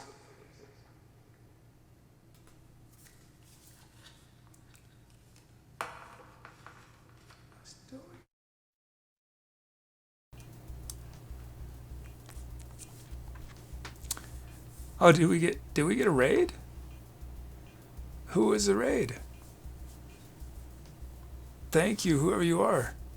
My bot has died, so I'm sort of just dealing. Oh, LV? Oh, thank you so much. Thank you so much. Yeah, welcome Raiders. Normally what I do is this big production. It's all improv where chat helps me make the music, and there's beats and all sorts of sounds, and we did a few of those, but yeah.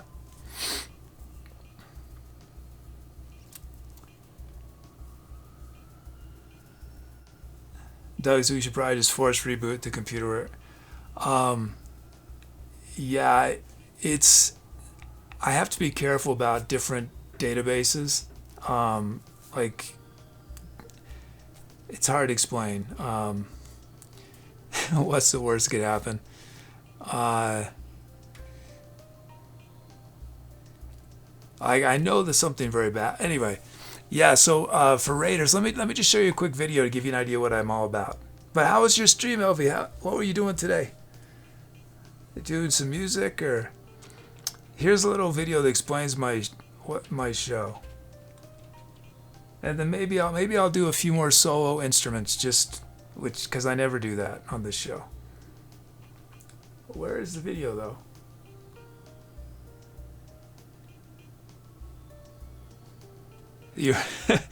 You're messing up a lot of music. I'm sure it was amazing. Raiders, what was your favorite thing during the stream tonight? During LV's stream, what was the favorite thing you heard? And here's this little video. It's just 90 seconds, 70 seconds or something about my show. I'm the Etc. Kid, and I host a live show on Twitch that's one of the most interactive experiences you'll find on the web. Normally when you watch a concert, it's a pretty passive experience. But on this show, you actually can help shape the music we create, even if you have no musical background. Here's how it works. There's a live chat room, and before each song, you can request the sounds I use and the speed and the key of the music. And the drum beats for each song are generated from your usernames using software I wrote. I take the basic musical ingredients you give me and layer by layer, turn them into something on the spot. Everything is completely improvised from scratch. Because I don't have anything planned in advance, no melodies, no chords, it means each request you make has a profound impact on the end result. And your requests make every song sound pretty different.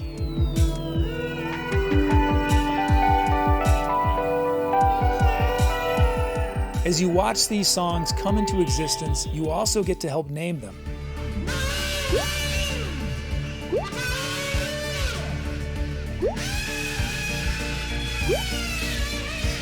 Symphony of a Madman. Enigma has named our 1000th track on Twitch. That's what makes this show so different. You have a direct impact on your experience, and your contributions are encouraged and celebrated by our amazing community. So please drop by, make a request, and become a part of our next song.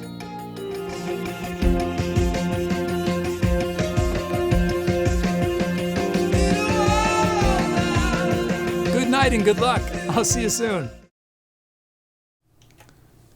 There it is. I'll tell you what, if I could do a couple more solo instrument stuff. I'll do anything. I don't want to play. I'm not in the mood to play Otto. Sorry, Otto. But I'll do anything else. If there's anything you want to hear. Or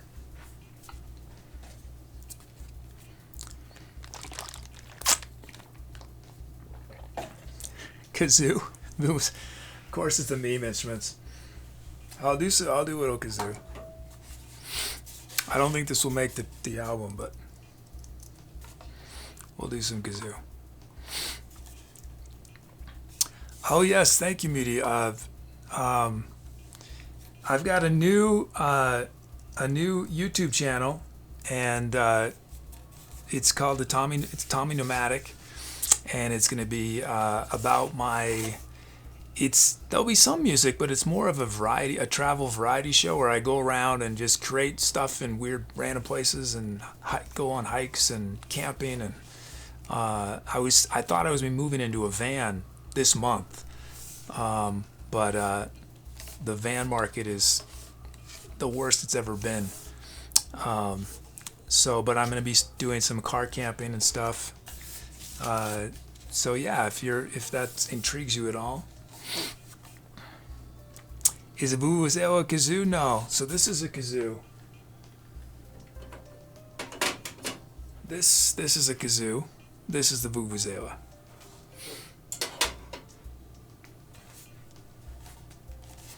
I'll do vuvuzela, then I'll do trombone. I've only played trombone once in the last 3 months, so I'm gonna be pretty shaky, but I can do a little trombone. Okay, let's see. Okay,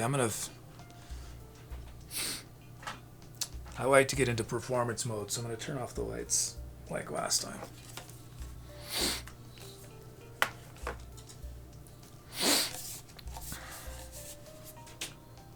Okay, this is the vuvuzela.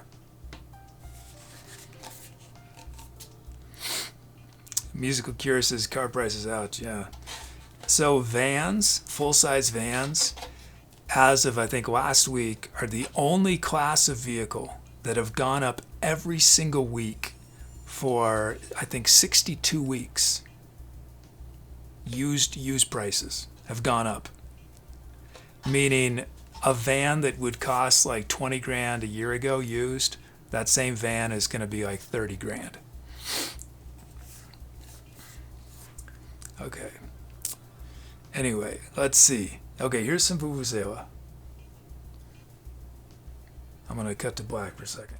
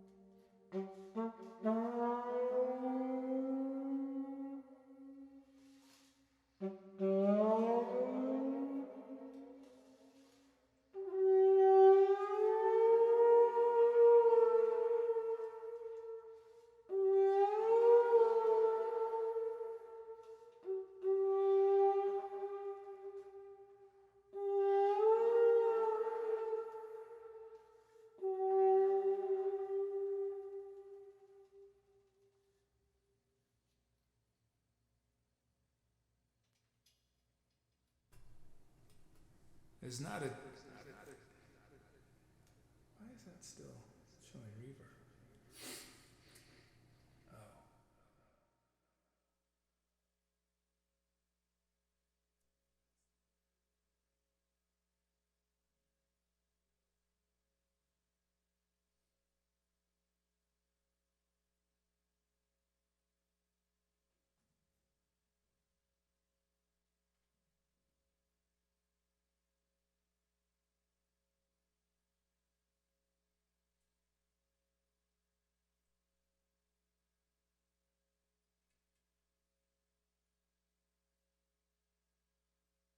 Oh, whoops. Yeah, I'm sorry, I was on the wrong page. Wrong screen. Okay, trombone. Well, I'm actually gonna mute myself for a second just so I can warm up.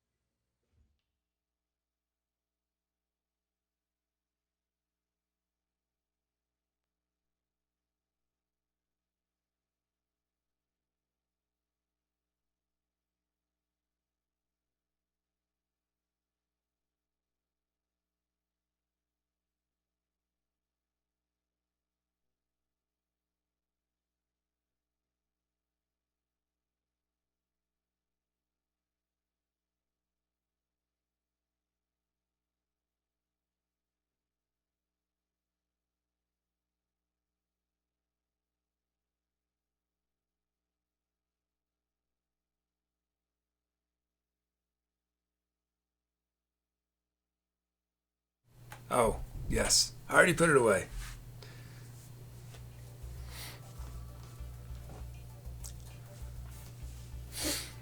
I think that's good.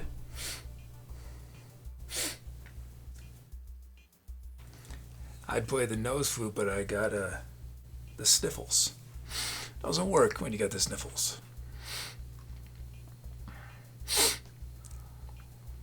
Stax says the spit collector has been disassembled. Yeah.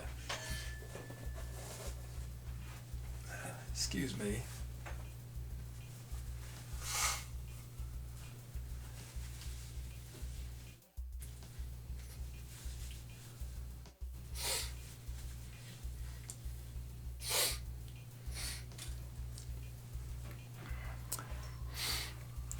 Okay. Pieces, can you do transverse flute? What is that? What is transverse flute?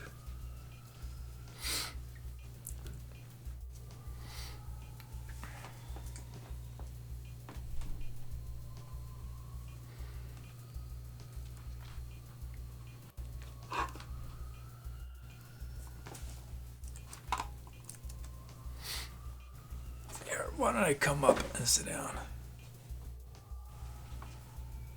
Silver flute / flute. You mean this one? You mean just play this one? Yeah, I could play this one for a second. Or did you mean combine them into one Frankenstein flute? Here, I'll do a little flute. And then I'm gonna just sit down and hang out. Okay, here's some flute. Oops, I can just turn that on.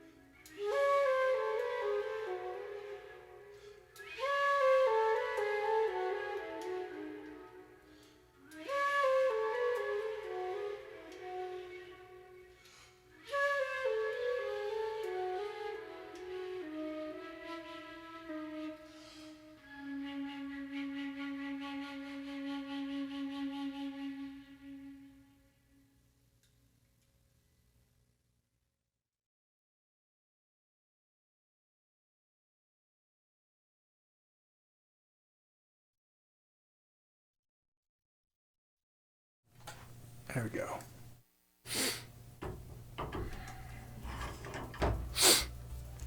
Okay.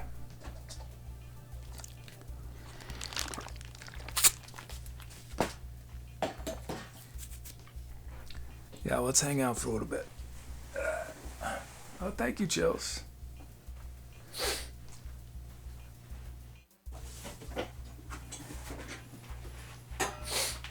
So if anyone's that's all I do improv. That's what I love doing. That was all just improv.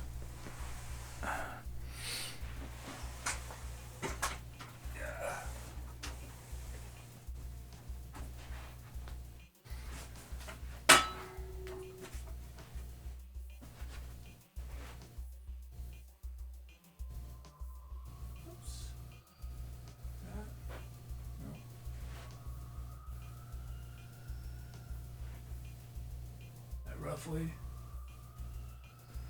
No, I think that's roughly.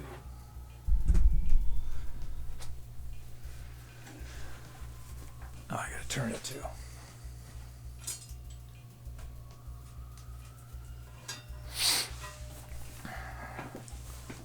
Story time? No. Me says I can only play one instrument barely, and you play a billion. What is your most favorite instrument? Well, I would say when I'm playing, my favorite instrument is whatever I'm playing at that moment. And I don't mean that sort of. I think that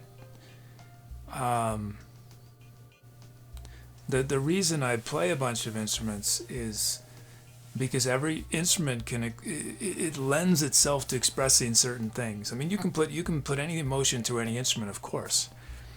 But I feel like every instrument I play, I discover different possibilities, you know. So yeah, whatever I'm playing in the moment is what I'm gonna love the most. But if you were to say, if I'm not playing, if I'm just sitting still, if I could only do one thing, it would be to sing. If I could only do one thing, it's still not quite in focus, is it? It's getting worse.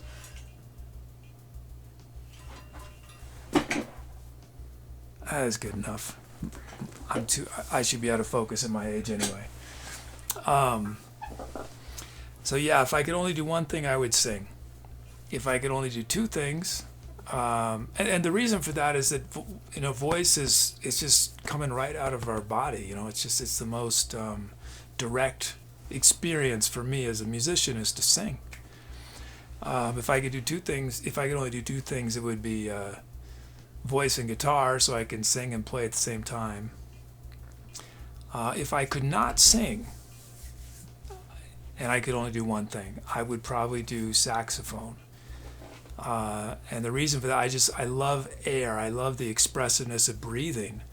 That's something that musicians who are guitarists and piano players have a little harder time learning, is that part of what makes music expressive is breath. And not meaning, as humans, we can't talk nonstop. We have to stop and breathe.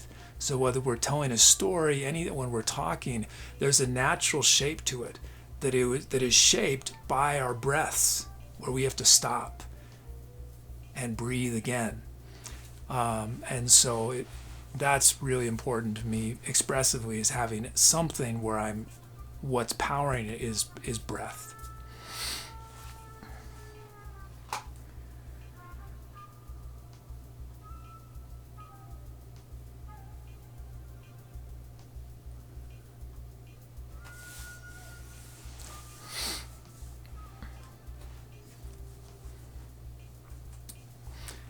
Rose, it's probably easier to handle that over DMs on Discord.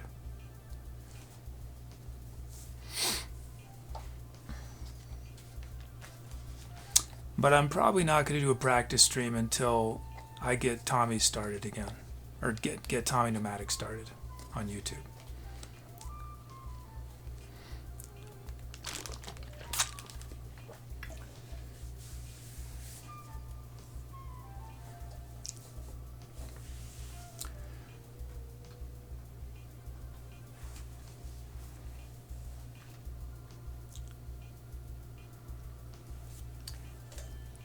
Any random questions or thoughts?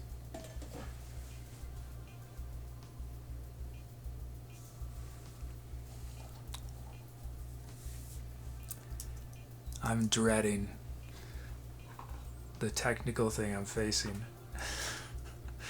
I think I'm going to start it tomorrow morning. It's going to be too... I need to do it when I'm fully awake, so I don't...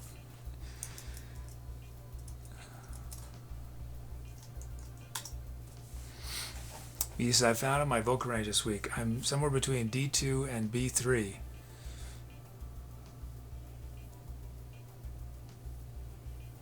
So you're sort of, yeah, so you're sort of a tenor, baritone tenor maybe. I mean, if you can sing that B3, you're in good shape. If you can sing that full voice, that B3,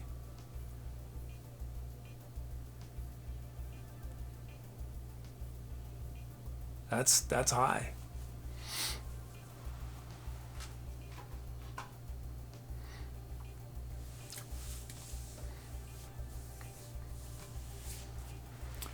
Me says my voice cracks up everywhere when I sing those, so practicing scales the past week. You know, one thing you might try, Muty, is a really useful vocal technique to deal with making your way across those natural breaks in our voice, is to do things like it's not good. My voice is not in great shape right now, so it's not going to sound great, but especially with this mic. But doing things like here, let me mute for just a second.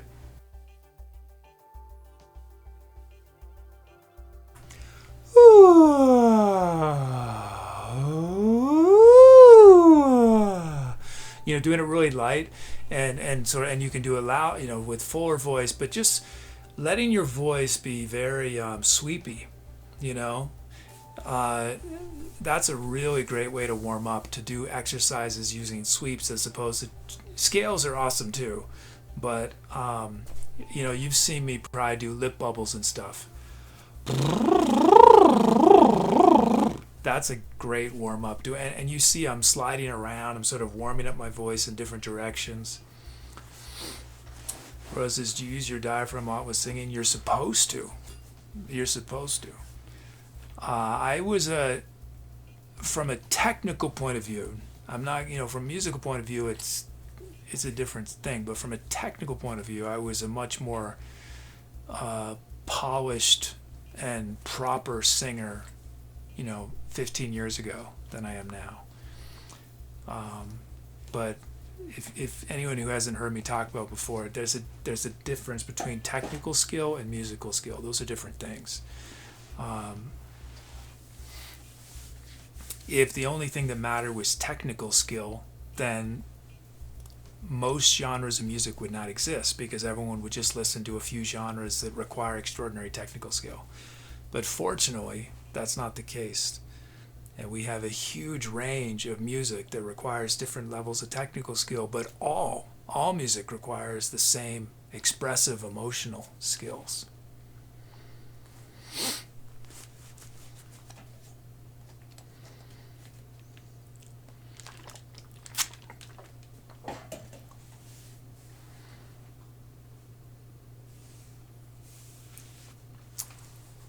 So I think 10% is talent, 97% is praxis.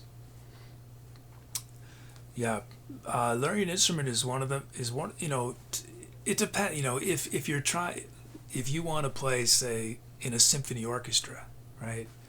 I mean, it is an extraordinary amount of time you're gonna have to put in. But what's nice is that if you just want to play music, my philosophy is you start the first day. You know, too often people feel like I gotta learn my scales, I gotta learn all this theory, I gotta learn all this stuff before I can actually make music. But all music is simply taking what's in here and expressing it through sound. And even if you can just play one note, how many different ways can you play that one note? Can you play it with? Can you make it sound angry? Can you make it sound happy? And the thing is that you can, regardless of technical ability. There are people who have practiced 50,000 hours, but they've never really tried to play that way. They're just playing what's on the page.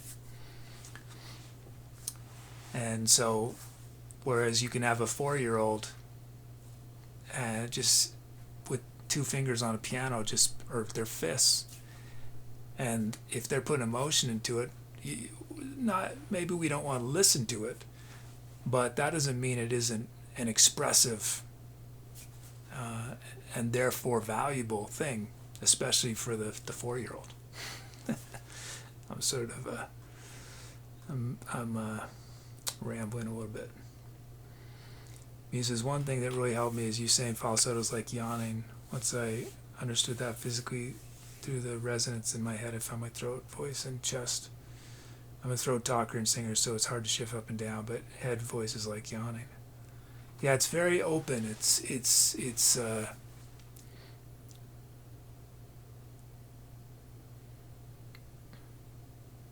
I mean, I think it's called head voice because you feel it like it's resonating sort of here as opposed to resonating here. Or, I mean, you still want to give it a lot of support. I generally, when I sing falsetto, I put a lot of air in my falsetto.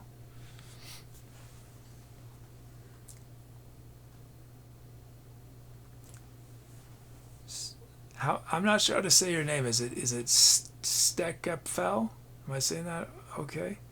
Stekapfel 3 says that is no matter how much you can play, make every note count. Yeah.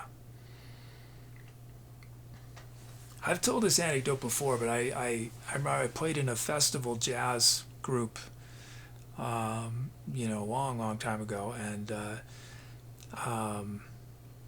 it was a big band, big ensemble jazz group, and there were 2 trumpet players that took solos on this one song. And one of the trumpet players clearly was more advanced in terms of the vocabulary of jazz soloing. I mean, they both, in terms of their technical skill, they were both,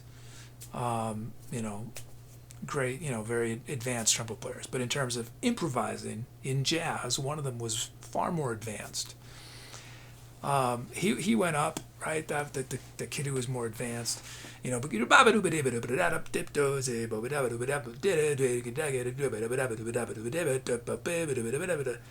but all of his energy that he was projecting out into the audience was of, this is not good.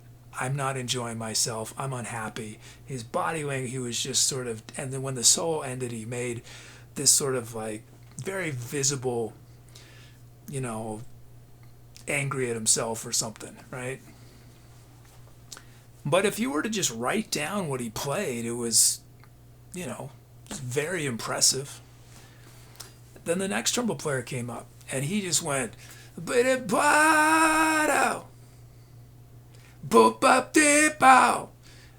he was just, he was loving it. He was having so much fun. He was putting all this energy out, and everyone loved it, right? And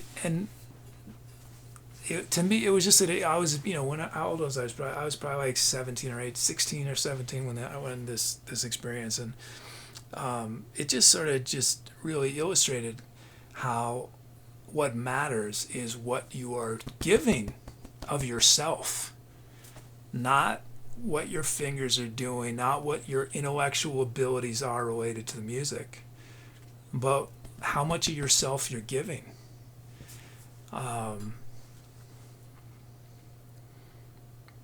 And that trumpet player solo, if you were to write it down, it would be incredibly rudimentary. He was just playing. I think he was just going the 1 with the flat 3 and the flat 7, just da da da da da. Those just with 3 notes. He was just doing whatever he could with those 3 notes. But he put so much joy and energy into it. And it didn't have to be joy. It could have been anger. He could have been da da da and just projected that, and it would have been awesome. But it was just that giving something of himself that was authentic in that moment is what's going to impact. And that's true if there's no audience, if you're just by yourself, right? I think that most people are going to get the most value out of doing music or art or any expressive medium when they're letting all this stuff that's inside of themselves come out through whatever their instrument or their art form, their medium, their writing, as opposed to looking around at the world and seeing, okay, this is what's supposed to happen if you play this instrument, or if you write mystery novels, or if you do this, and just comparing yourself to what's already there, and just being so outside of your head, so defining yourself in relation to everybody else, as opposed to just, hey, this is what I am, this is what I can do at this moment in time, and giving everything you can with what you can do at this moment in time.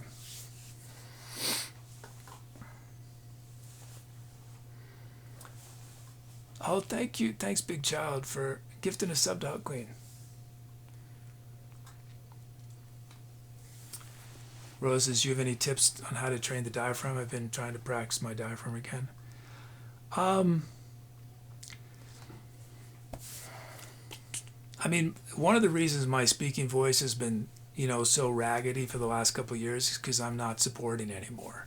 But I'm, much more on my throat, not a lot of support. But from a singing point of view, I mean, breathing exercises is really the key, When I was studying classical voice, we did so much with breathing. But I think, and this is for everybody, you might just sort of check yourself when you breathe. Do you feel like you're breathing here or down here? Like, where is it expanding?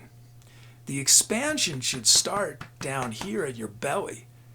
And then when that runs out of space, then you can fill up here too, So your whole body, you can feel your back, the muscles in your back can expand. Everything is sort of expanding as you fill up air and just support.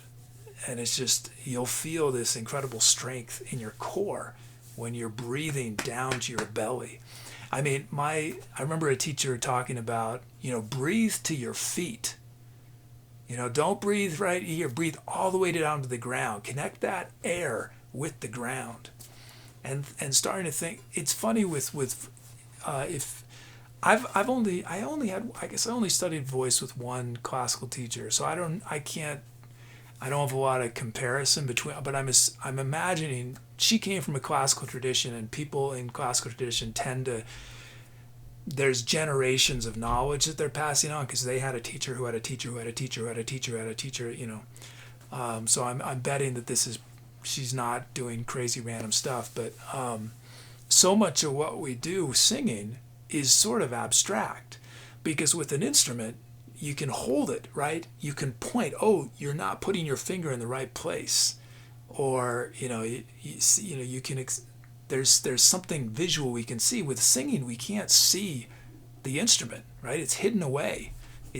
Our instrument is all internal, and so you do lots of silly things to try to figure out ways to change things. So a big thing in classical singing is to sing without any tension, which is different in rock music and a lot of other styles of music where you want tension, you want that grit, But classical music's all about just letting everything relax. I mean, so open, and to do that, you have to find where your tensions are. One thing we do, do hula hooping. I'd have to hula hoop while I'm singing. Or I do things where I'm sitting down in the chair and getting up as I'm singing, doing weird things, or I'm shaking my whole body around as I'm singing. You're doing all sorts of weird things like that to try to find that relaxation, that freedom. Oh, take care, Thankonomics. Oh, and thank you, Chills. I'm sort of reading chat in a weird order, but.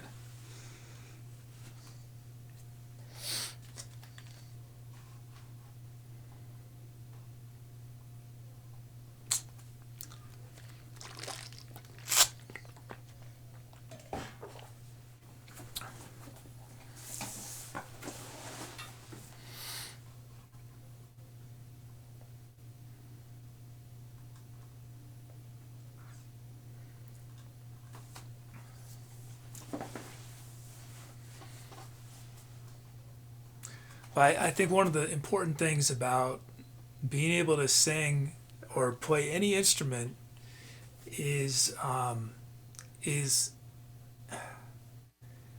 think it's really helpful to be either not care at all what other people think, or have a space where you have privacy, you know, where you can sort of take these risks without fear of judgment or.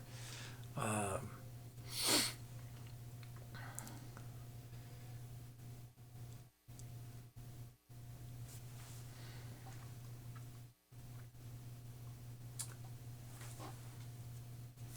Because everyone on YouTube says play 1-6-4-5 to make unique music that everyone makes. People need your gospel genius. Other people are too technical or too sacrilegious to the creative side.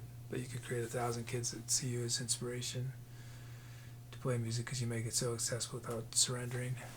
Well, thank you, Moody.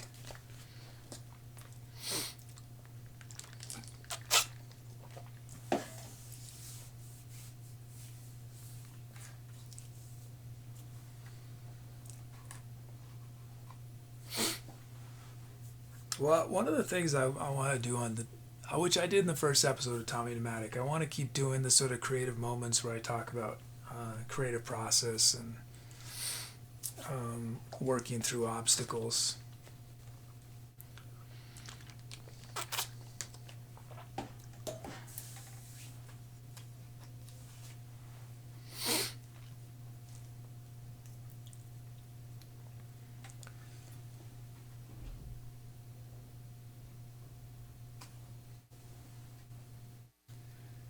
Thank you. That will help a lot, as I haven't heard of that, and we'll have to try to that when I can. I'm letting my voice heal right now, as I think I went too hard on my vocals. My vocal cords feel scabbed over. Oh no.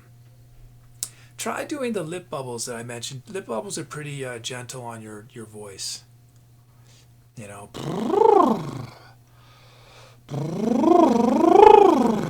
And feel the air. You know. You might check.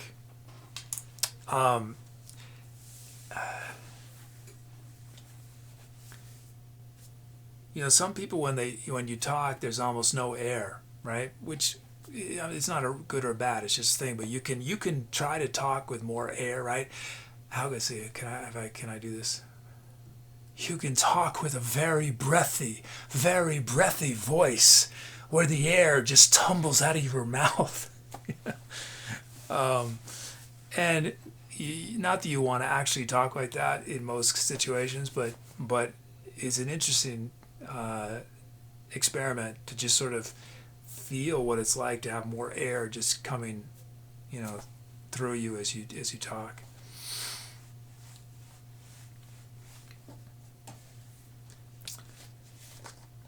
Oh, thank you, Muty.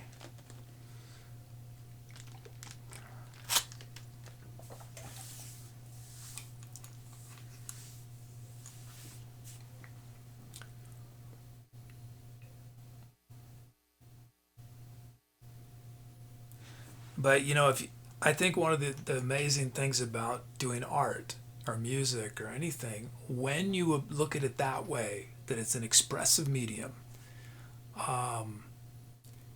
it's something you can do your entire life and not decline. It's one of the only things available to us that we can do our entire life without declining. Because if it's an expression of who we are, we can be 95 years old and maybe our fingers don't move as fast, or maybe we can't hold a tone the same way, but only we can express what it is to be a 95-year-old at that moment. No one else can. A 60-year-old can't. An 80-year-old can't. So, you know, I think too often people get into this trap that the technical side of art is the most important part, and that just causes so many problems. And that's not to say that technique isn't important. It depends on the context. I've spent many hours of my life practicing, but I don't view practicing about getting better. I view practicing as changing what is available to me.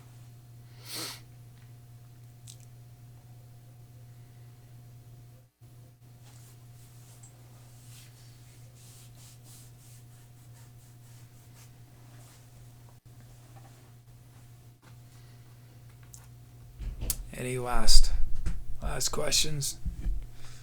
Or we're going to start winding down. I can't do any of my normal post-show stuff.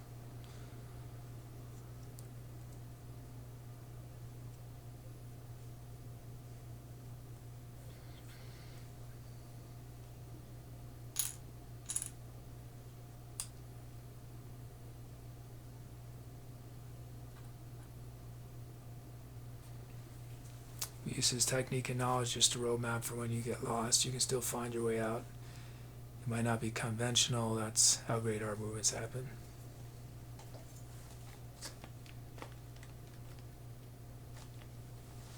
I love the craft of music. I loved the craft of music before I loved the art of music. You know, as an adolescent. But the reason I'm still playing music is because of the art, not because of the craft. The craft alone for me doesn't justify doing it, even though I like it a lot. It's the art, the expressiveness of any expressive medium. You know, there's so many.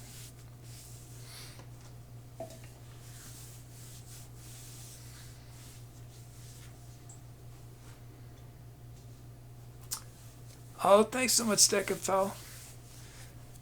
Yeah, we got another show on Tuesday. I would love to see you back. Hug Queen says, what brought you into music? Well, my mother plays flute and piano, and my dad was an amateur at a lot of instruments. Very, very basic level. My mother was professional level.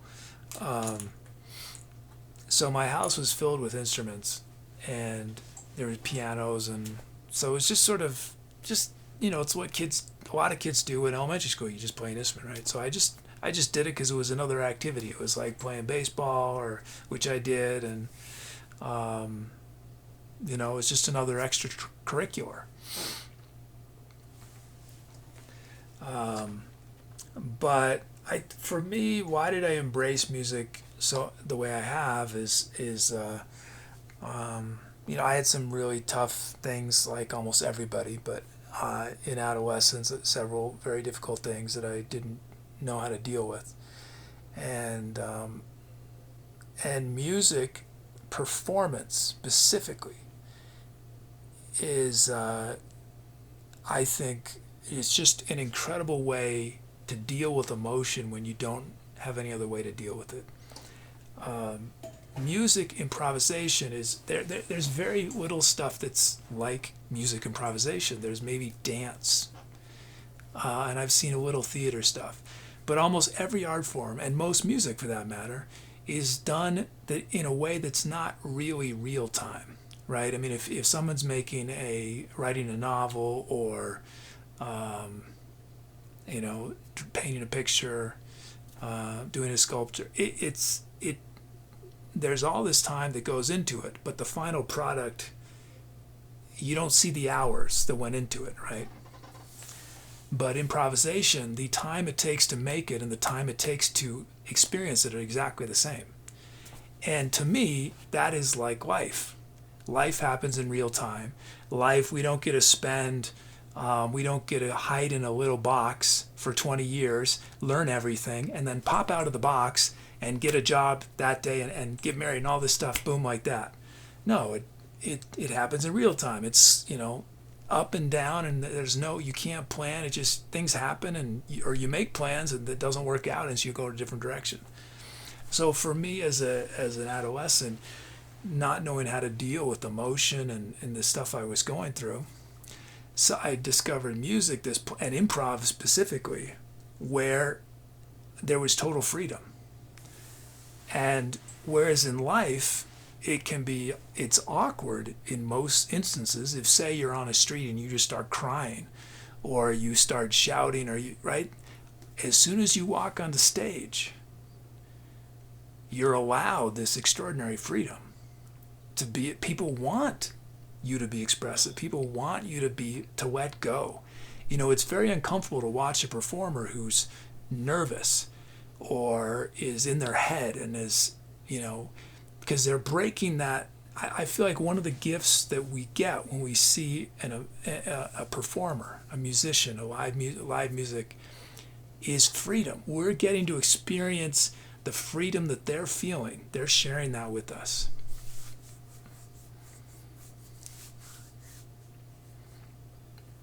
And of course, I don't want to say, I'm not putting music improv or music on a pedestal.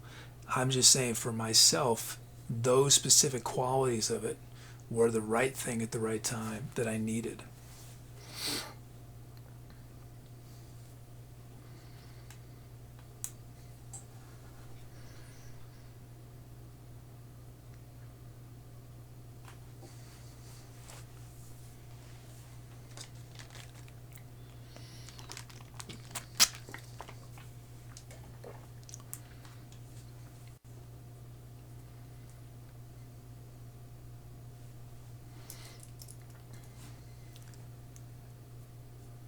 But another way that art in general, not just music, all forms of creative expression are unique, is that anything you experience in life, the worst possible things, right, can fuel your creation.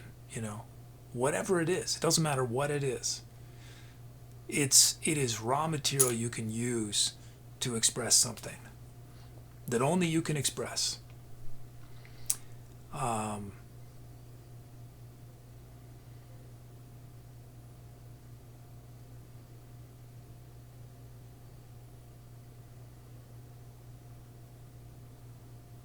So I can have my toughest days, and as soon as I start playing music, all those things were making my life really difficult often become great fuel. I'm gonna use that word again, fuel, for creation. And it's not that they're gonna utterly transform me when the song ends. It's not like I've suddenly solved all my problems, but the fact that I was able to take that angst or frustration or whatever it is and do something constructive with it, I think puts me in a little better position when the song ends to deal with all those things, because I haven't let it just sit inside of me and fester and just atrophy, right? We don't want our whatever is inside of us to just to atrophy away, to just become brittle from no use. Rose says, what is your opinion on the drawn painterly types of art? I mean, I love visual arts, yeah, I don't know what, I'm not sure what you mean exactly.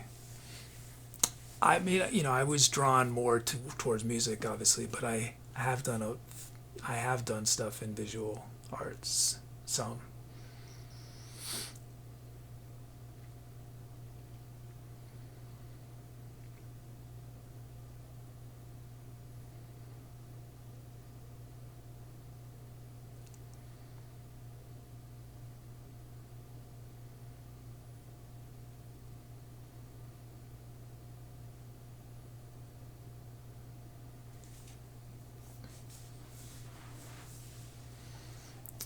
Uses horse of water, yeah. That's the kind of stuff I would do.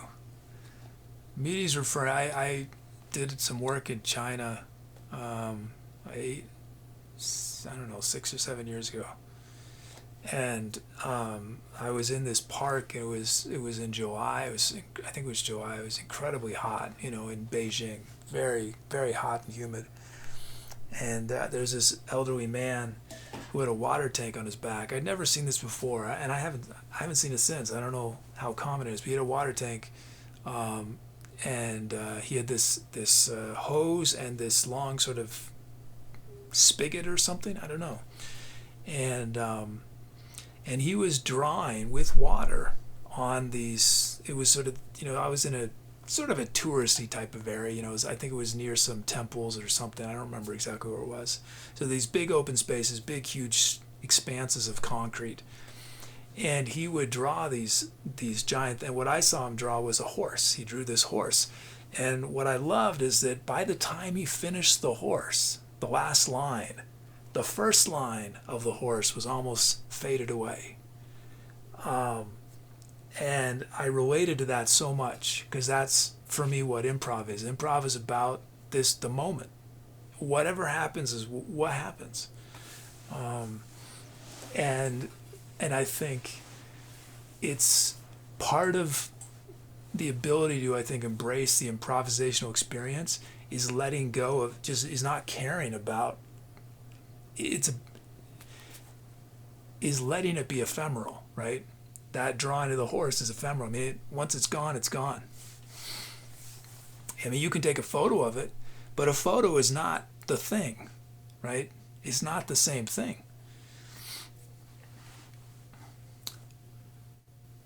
A photo of the moon is not the moon.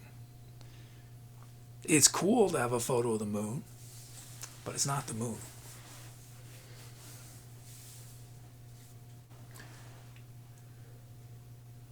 Rose also asked us earlier, how did you learn to scat? What sort of dictionary do you learn for it? Do you have your own scat phrases you use? So my introduction to singing is different than most people, in that when I started singing, I started scatting. I didn't start really sort of singing songs and then scatting. Oh, my internet's going bad. Oh, it's back.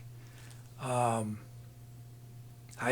was into jazz, and I just would sing along to stuff, not just jazz, anything, Sly and the Family Stone, and I would just sing along, but I wasn't singing just the vocal lines, I was singing the instruments, and so I just naturally, every once in a while I don't do the sort of, every once in a while I will for fun, but a lot of scat singing I don't personally like. I think to me it's very much, it's just different than what I do. It's very much rooted in language. You can just tell that they're singers who sang words and they started scatting, and so they like to do lots of words, skiddly doobop, but they'll sing very specific syllables. And although I do sing syllables sometimes when I scat, in general when I scat, it's a much more open. I approach scatting more like a saxophone or a trumpet player or a flute player or a piano player. So I don't do syllables unless the song is a very specific kind of style where it's sort of fun to do that. But in general, I don't do my scatting is more vowel oriented than a lot of traditional jazz scatters who are very much about the consonants and the sort of, these skiddly booba. It's about the consonants more than the vowels. It's just a different style thing.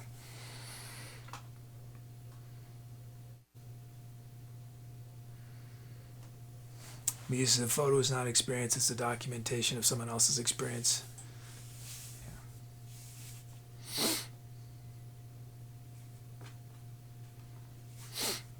I mean, I love photography and I've done photography, and so it's that it's its own thing. I think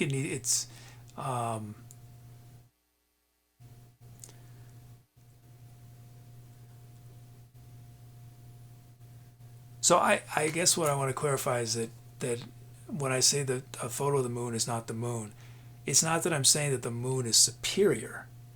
It's that they're just fun. They're just different things. And that photo of the moon on its own could be extraordinary, right? But it's a photo of the moon, it's not the moon.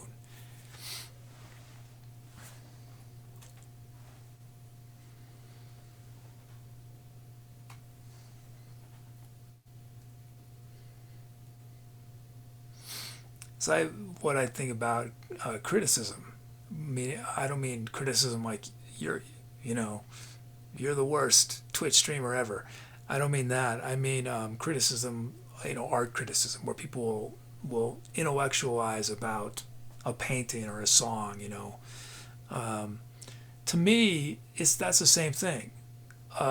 Criticism, whether it's positive or negative, is its own kind of art form. Meaning, so I think it's utterly absurd for any sort of criticism to be considered sort of authoritative, right? It's subjective. It's always subjective. And I think the criticism that I enjoy the most is the ones where, whether or not the critic will articulate it this way, at least the experience is that they are having a dialogue with the work itself. They themselves are doing this creative response to the experience they had. I think that's when it's most compelling to me.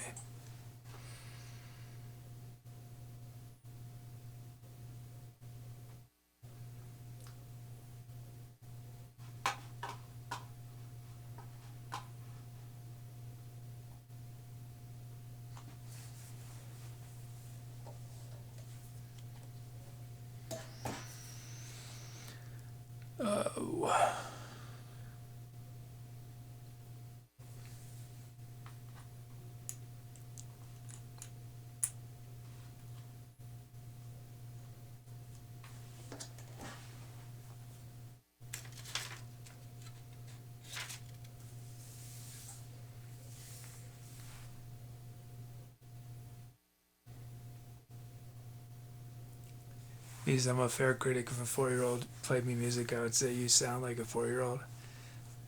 Sorry, I'm not blown away.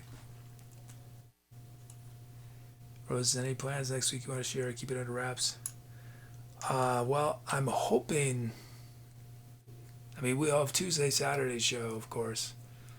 And I'm hoping between Tuesday and Saturday to do filming for episode 2 of Tommy Pneumatic.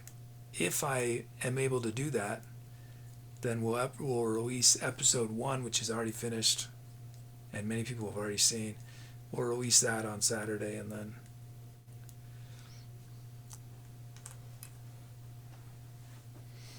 I mean, my goal is, once I start, to really try to do at least I shouldn't say at least, do an episode every week.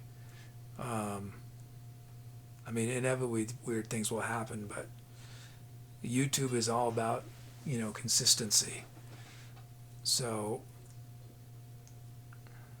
that's one of the reasons I haven't forced myself to sort of start immediately when there's big obstacles, like the tech problems I had earlier this week. Because I'd rather get those few things sorted out, because I know once I get going, it sort of make it work no matter what.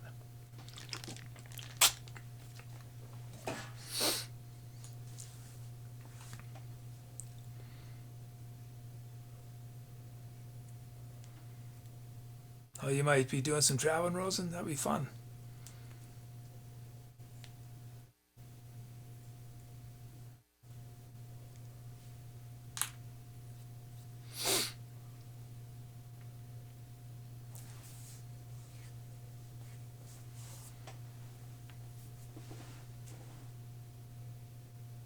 Did I mention this last stream? I can't remember if I said this.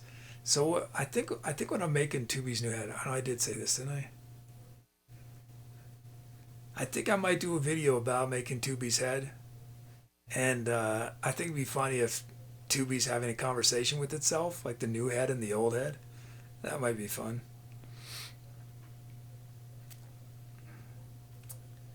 He says YouTube is about a niche as well. Too much mediocre stuff is a major turn off. You have something special and got something special, roll with it. Just thanks, Beauty.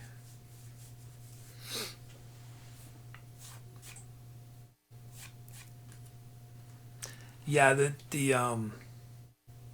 I'm not hesitating at all because of any sort of creative misgivings or anything. It's I get I get very very frustrated with logistical problems when they get in my way. Um, and when you on top of that trying to do a lot of stuff really fast. So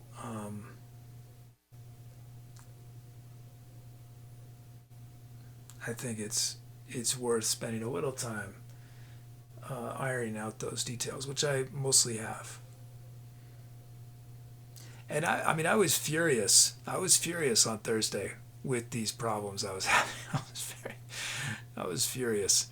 Um, for anyone who's, I don't know if any Raiders are still going, but uh, so the Tommy Nomadic show, this thing, it's gonna be a mix of all sorts of stuff, whatever I feel like. Uh, but I'm sort of calling it a variety show to give myself that freedom. And I have no real acting experience, but I'm doing some sketches, and there'll be IRL stuff, there'll be music stuff, all sorts of stuff.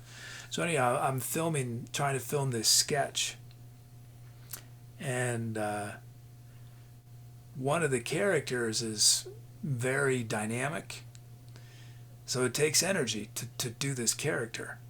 And I'm doing takes, and also, every take I do is, it's just, it's time, it's taking up hard, space, it's all this stuff. So when I'm having issues with the audio, where I do a take and I think it's okay, and then the audio is cutting in and out and you can't hear anything, that's frustrating. So, oh, what's funny? I found out is that one of the audio interfaces I had, the FCC, you're not supposed to use them anymore.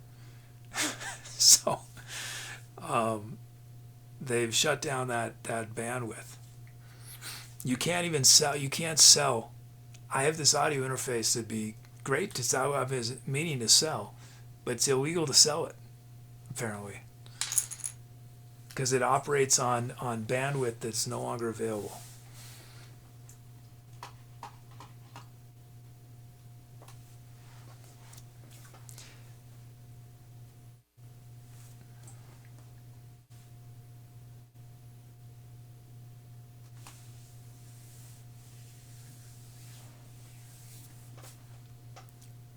Oh, I don't direct anger at other people almost ever in my life.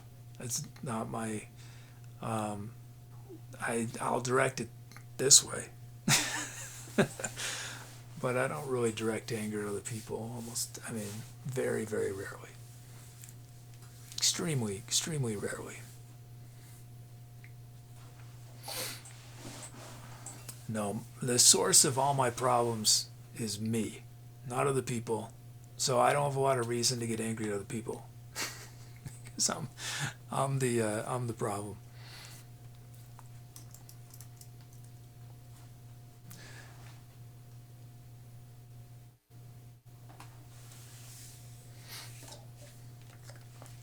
Uses FCC can do that, yeah, yeah, yeah. He says you should make an angry character then. Well, that's the character I was filming. Yeah, the old man character. I don't carry a lot of anger though. That's I just don't. Um,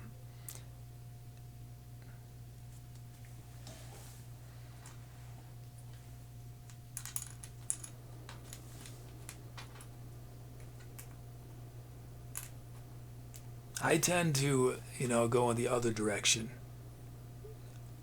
in the extreme. withdrawing.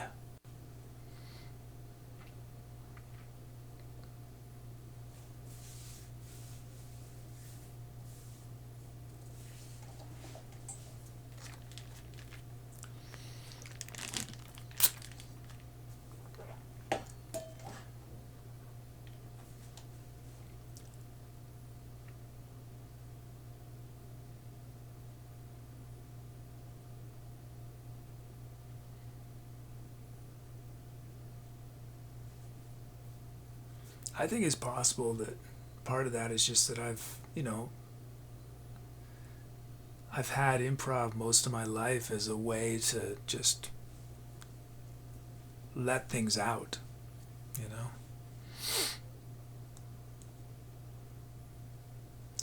B says, me as well, I got so much into trouble with that. When people yell, I just get more calm. People like that. Yeah, I'm exactly the same. Yeah, the more aggressive somebody is, the more I'm gonna step back.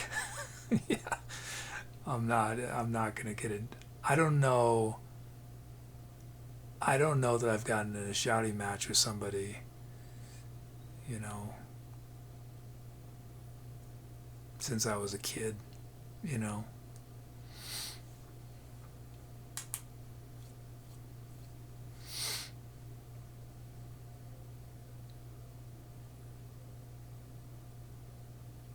Rose, but I'm sure you do get exasperated.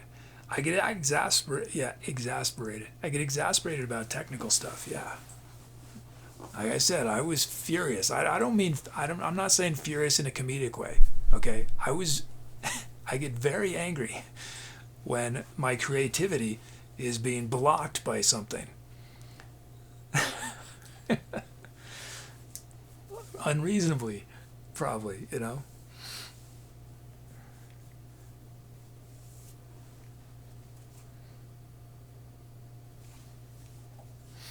This is why I haven't done covers on Twitch. You know, look, there's been 5 years and there hasn't been a crackdown yet. More than 5 years.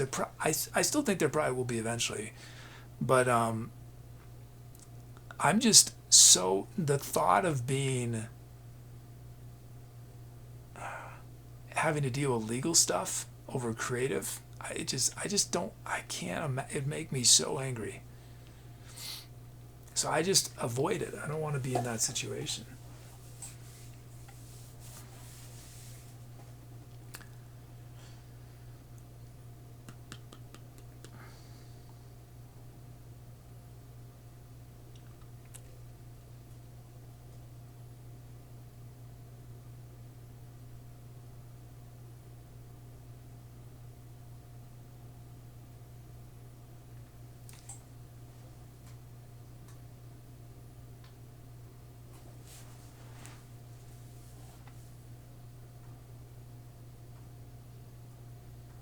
I'm getting used to the hiking poles. I did my hike just for the show. I used my hiking poles. I recommend if anyone's getting older like me,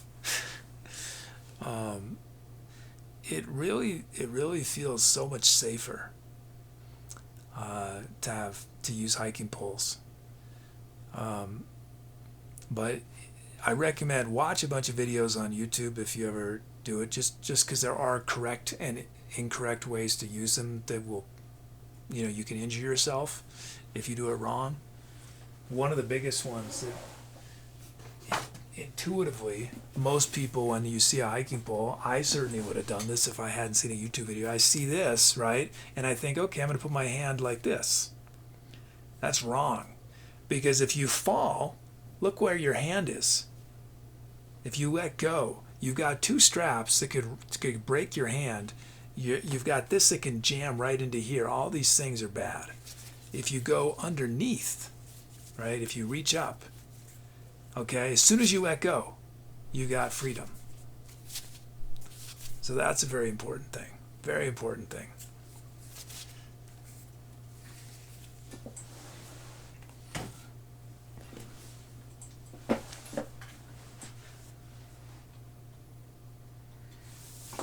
But I would have had no idea without watching a video on it.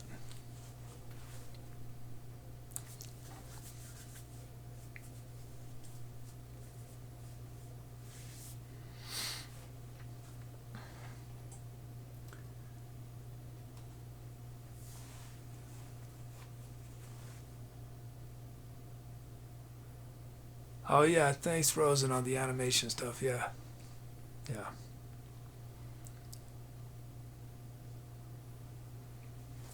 Rosen and Muty helped review the first episode. Since I had a little time, so we could make some changes if there were issues, but it's gonna be a pretty frenetic pace. So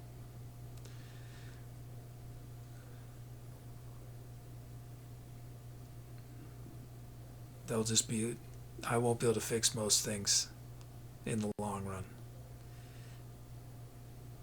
and that's okay.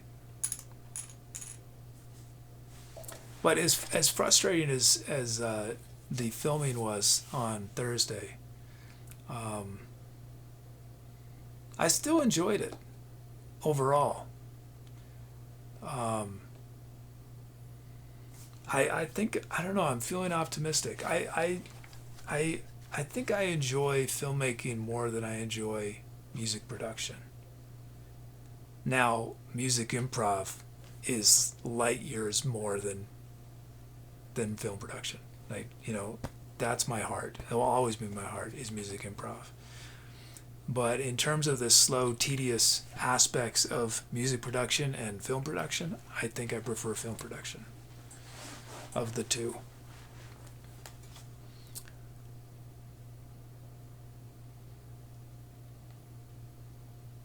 Maybe it's because I mean, I had to do so many different kinds of things, you know, because I'm working on my own. So I was making this set. I was just thinking visually. I was setting up lights, and then I'm doing the characters, and I have setting up different shots, and there's just, you know, there's lots of things going on. Lots of constant stimulation of different things. I like that. Meaty says, I love music production. Signal frosting is going to ruin my marriage. I mean, I shouldn't laugh.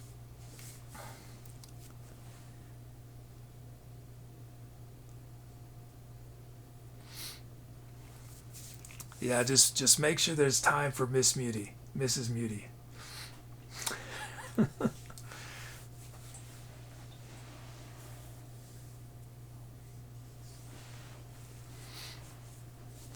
Yeah, Rose, and I'll check that thing you had, or maybe if you have another one, I'll check them. But the thing is that every time I have to watch it in full before I upload it to YouTube, and I just don't want to again. And also, I don't know, I'm uploading it as ProRes, and it's 100 gigabytes, which takes forever to upload. But the one it actually crashed, the one that I was trying to upload. So I don't know. I think it's not gonna be reasonable to upload in ProRes in the long run. I think I'll probably just have to H.264, but.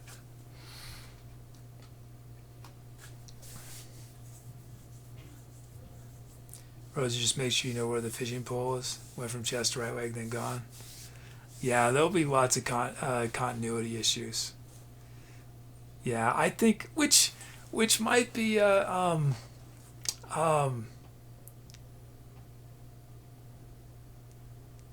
maybe that could be a thing on YouTube. Is that there's always going to be a continuity thread on the comments of people catching all the things that.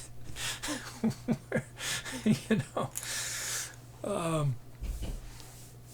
it's like the shot starts like this, and it cuts the other character, and then it's over here. You know, well, that's not that dramatic because it's reasonable that I could have changed, right? But it'd be more like in a split second. I don't know. Yeah, I start with the headphones, and then the next second they're down here. Oh yeah, Meaty. I'm not gonna worry about the small things, Meaty. I'm not. Yeah, I'm not.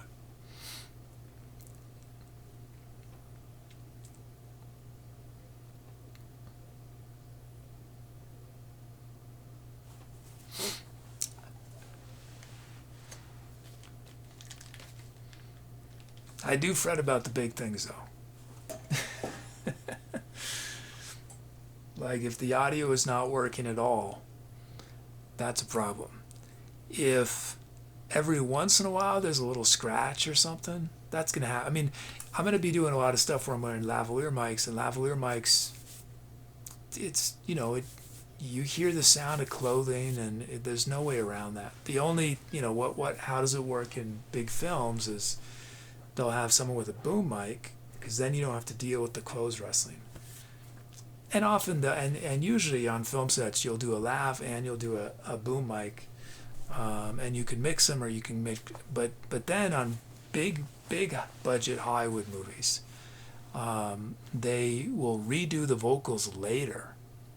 So the actor will go into an audio studio and watch themselves say the line and say it again, and they use the studio, because if you're going to film, let's say you have this romantic scene between two characters at a waterfall, and they're talking to each other, the reality is that what was recorded was like this. You can't hear what they're saying at all, you know? And so it's all fake. I don't mean fake, it's not, I mean, it's all, you know, you're doing in the service of the story, you're filming it, you're recording the audio later.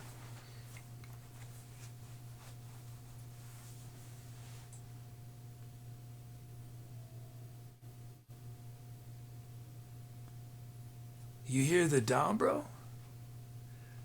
Muty? I'm not sure. Hear dombro once. Oh, I was just using the background music from that's just a song. So it's just, it was in the song. If you heard it, you know. Although I think I added the dombro at the very end of that. There was sort of the video ends, and then I have the dombro sound, I think. Oh, it was a joke. Yeah. Yeah. You know, it was so funny. I was like trying to find music for that sketch. And I thought, you know, if there's ever a time for dombro, it's this. You know? That might be the only time I ever used dombro on Tommy Nomadic ever. But it just felt right.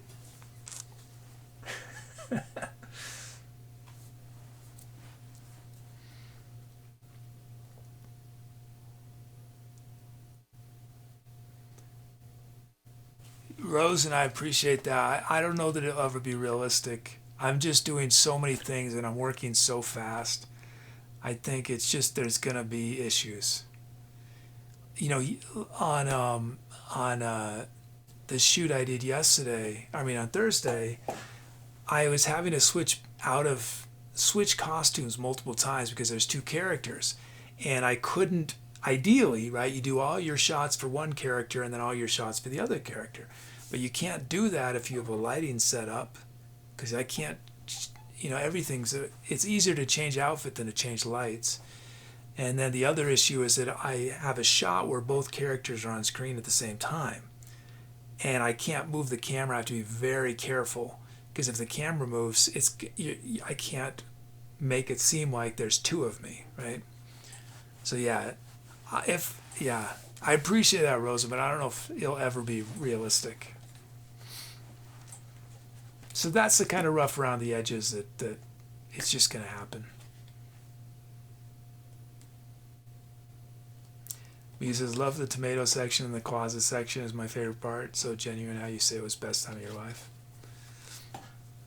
For anyways, sorry, we're talking about stuff that probably some of you have never seen, but if you want to see what we're talking about, it's going to most likely I'll post it on Saturday, but you can sub.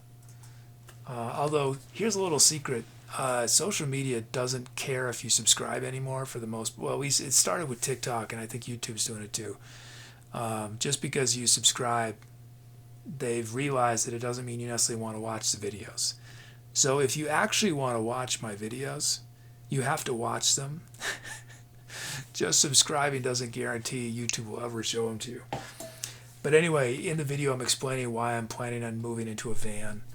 and which is still the plan, but it's delayed. And I talked about how when I was younger, a number of times I lived in closets, literally, not, oh, it was so small, it was like a closet. No, I literally lived in a closet that had, it was about this wide, and my clothes hang above my head. And it was a closet off of a hallway that was for for coats. It was all I could afford. But the reason it was all I could afford is all I wanted to do was play music and practice, and I didn't have any sort of income source other than I had a little income. But I lived in a house with awesome people, and so yeah, it was a great experience.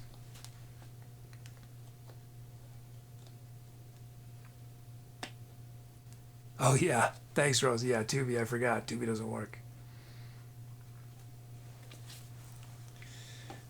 Okay. Unless there are any last questions, I think I'm gonna find someone to raid. Questions or comments? I'm really bummed about this. It's really scary when these tech problems happen because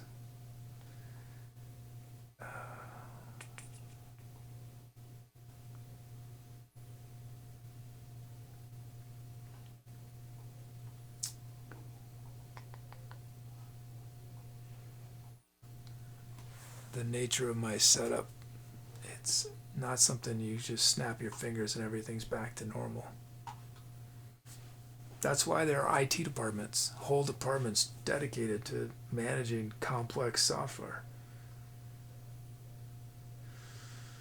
I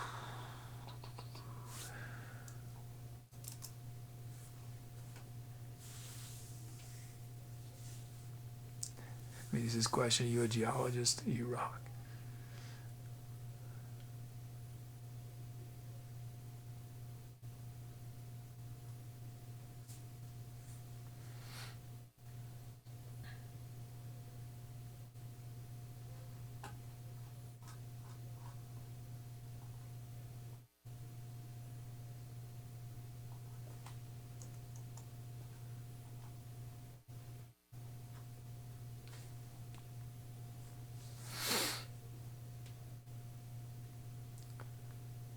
Yeah, I think I'm gonna work on other stuff tonight and then fix it tomorrow because I don't have it in me to do it tonight.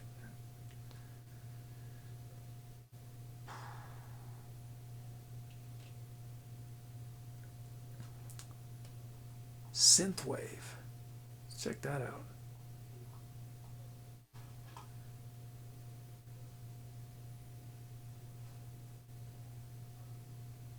Oh wait, I think I've rated him before. Let's rate again.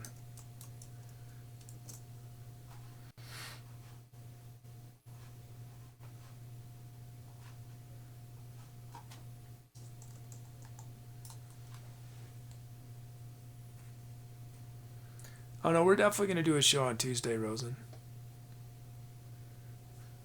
We're definitely, yeah. I mean, unless I have a big, but I have. There's no reason for there not to be a show on Tuesday.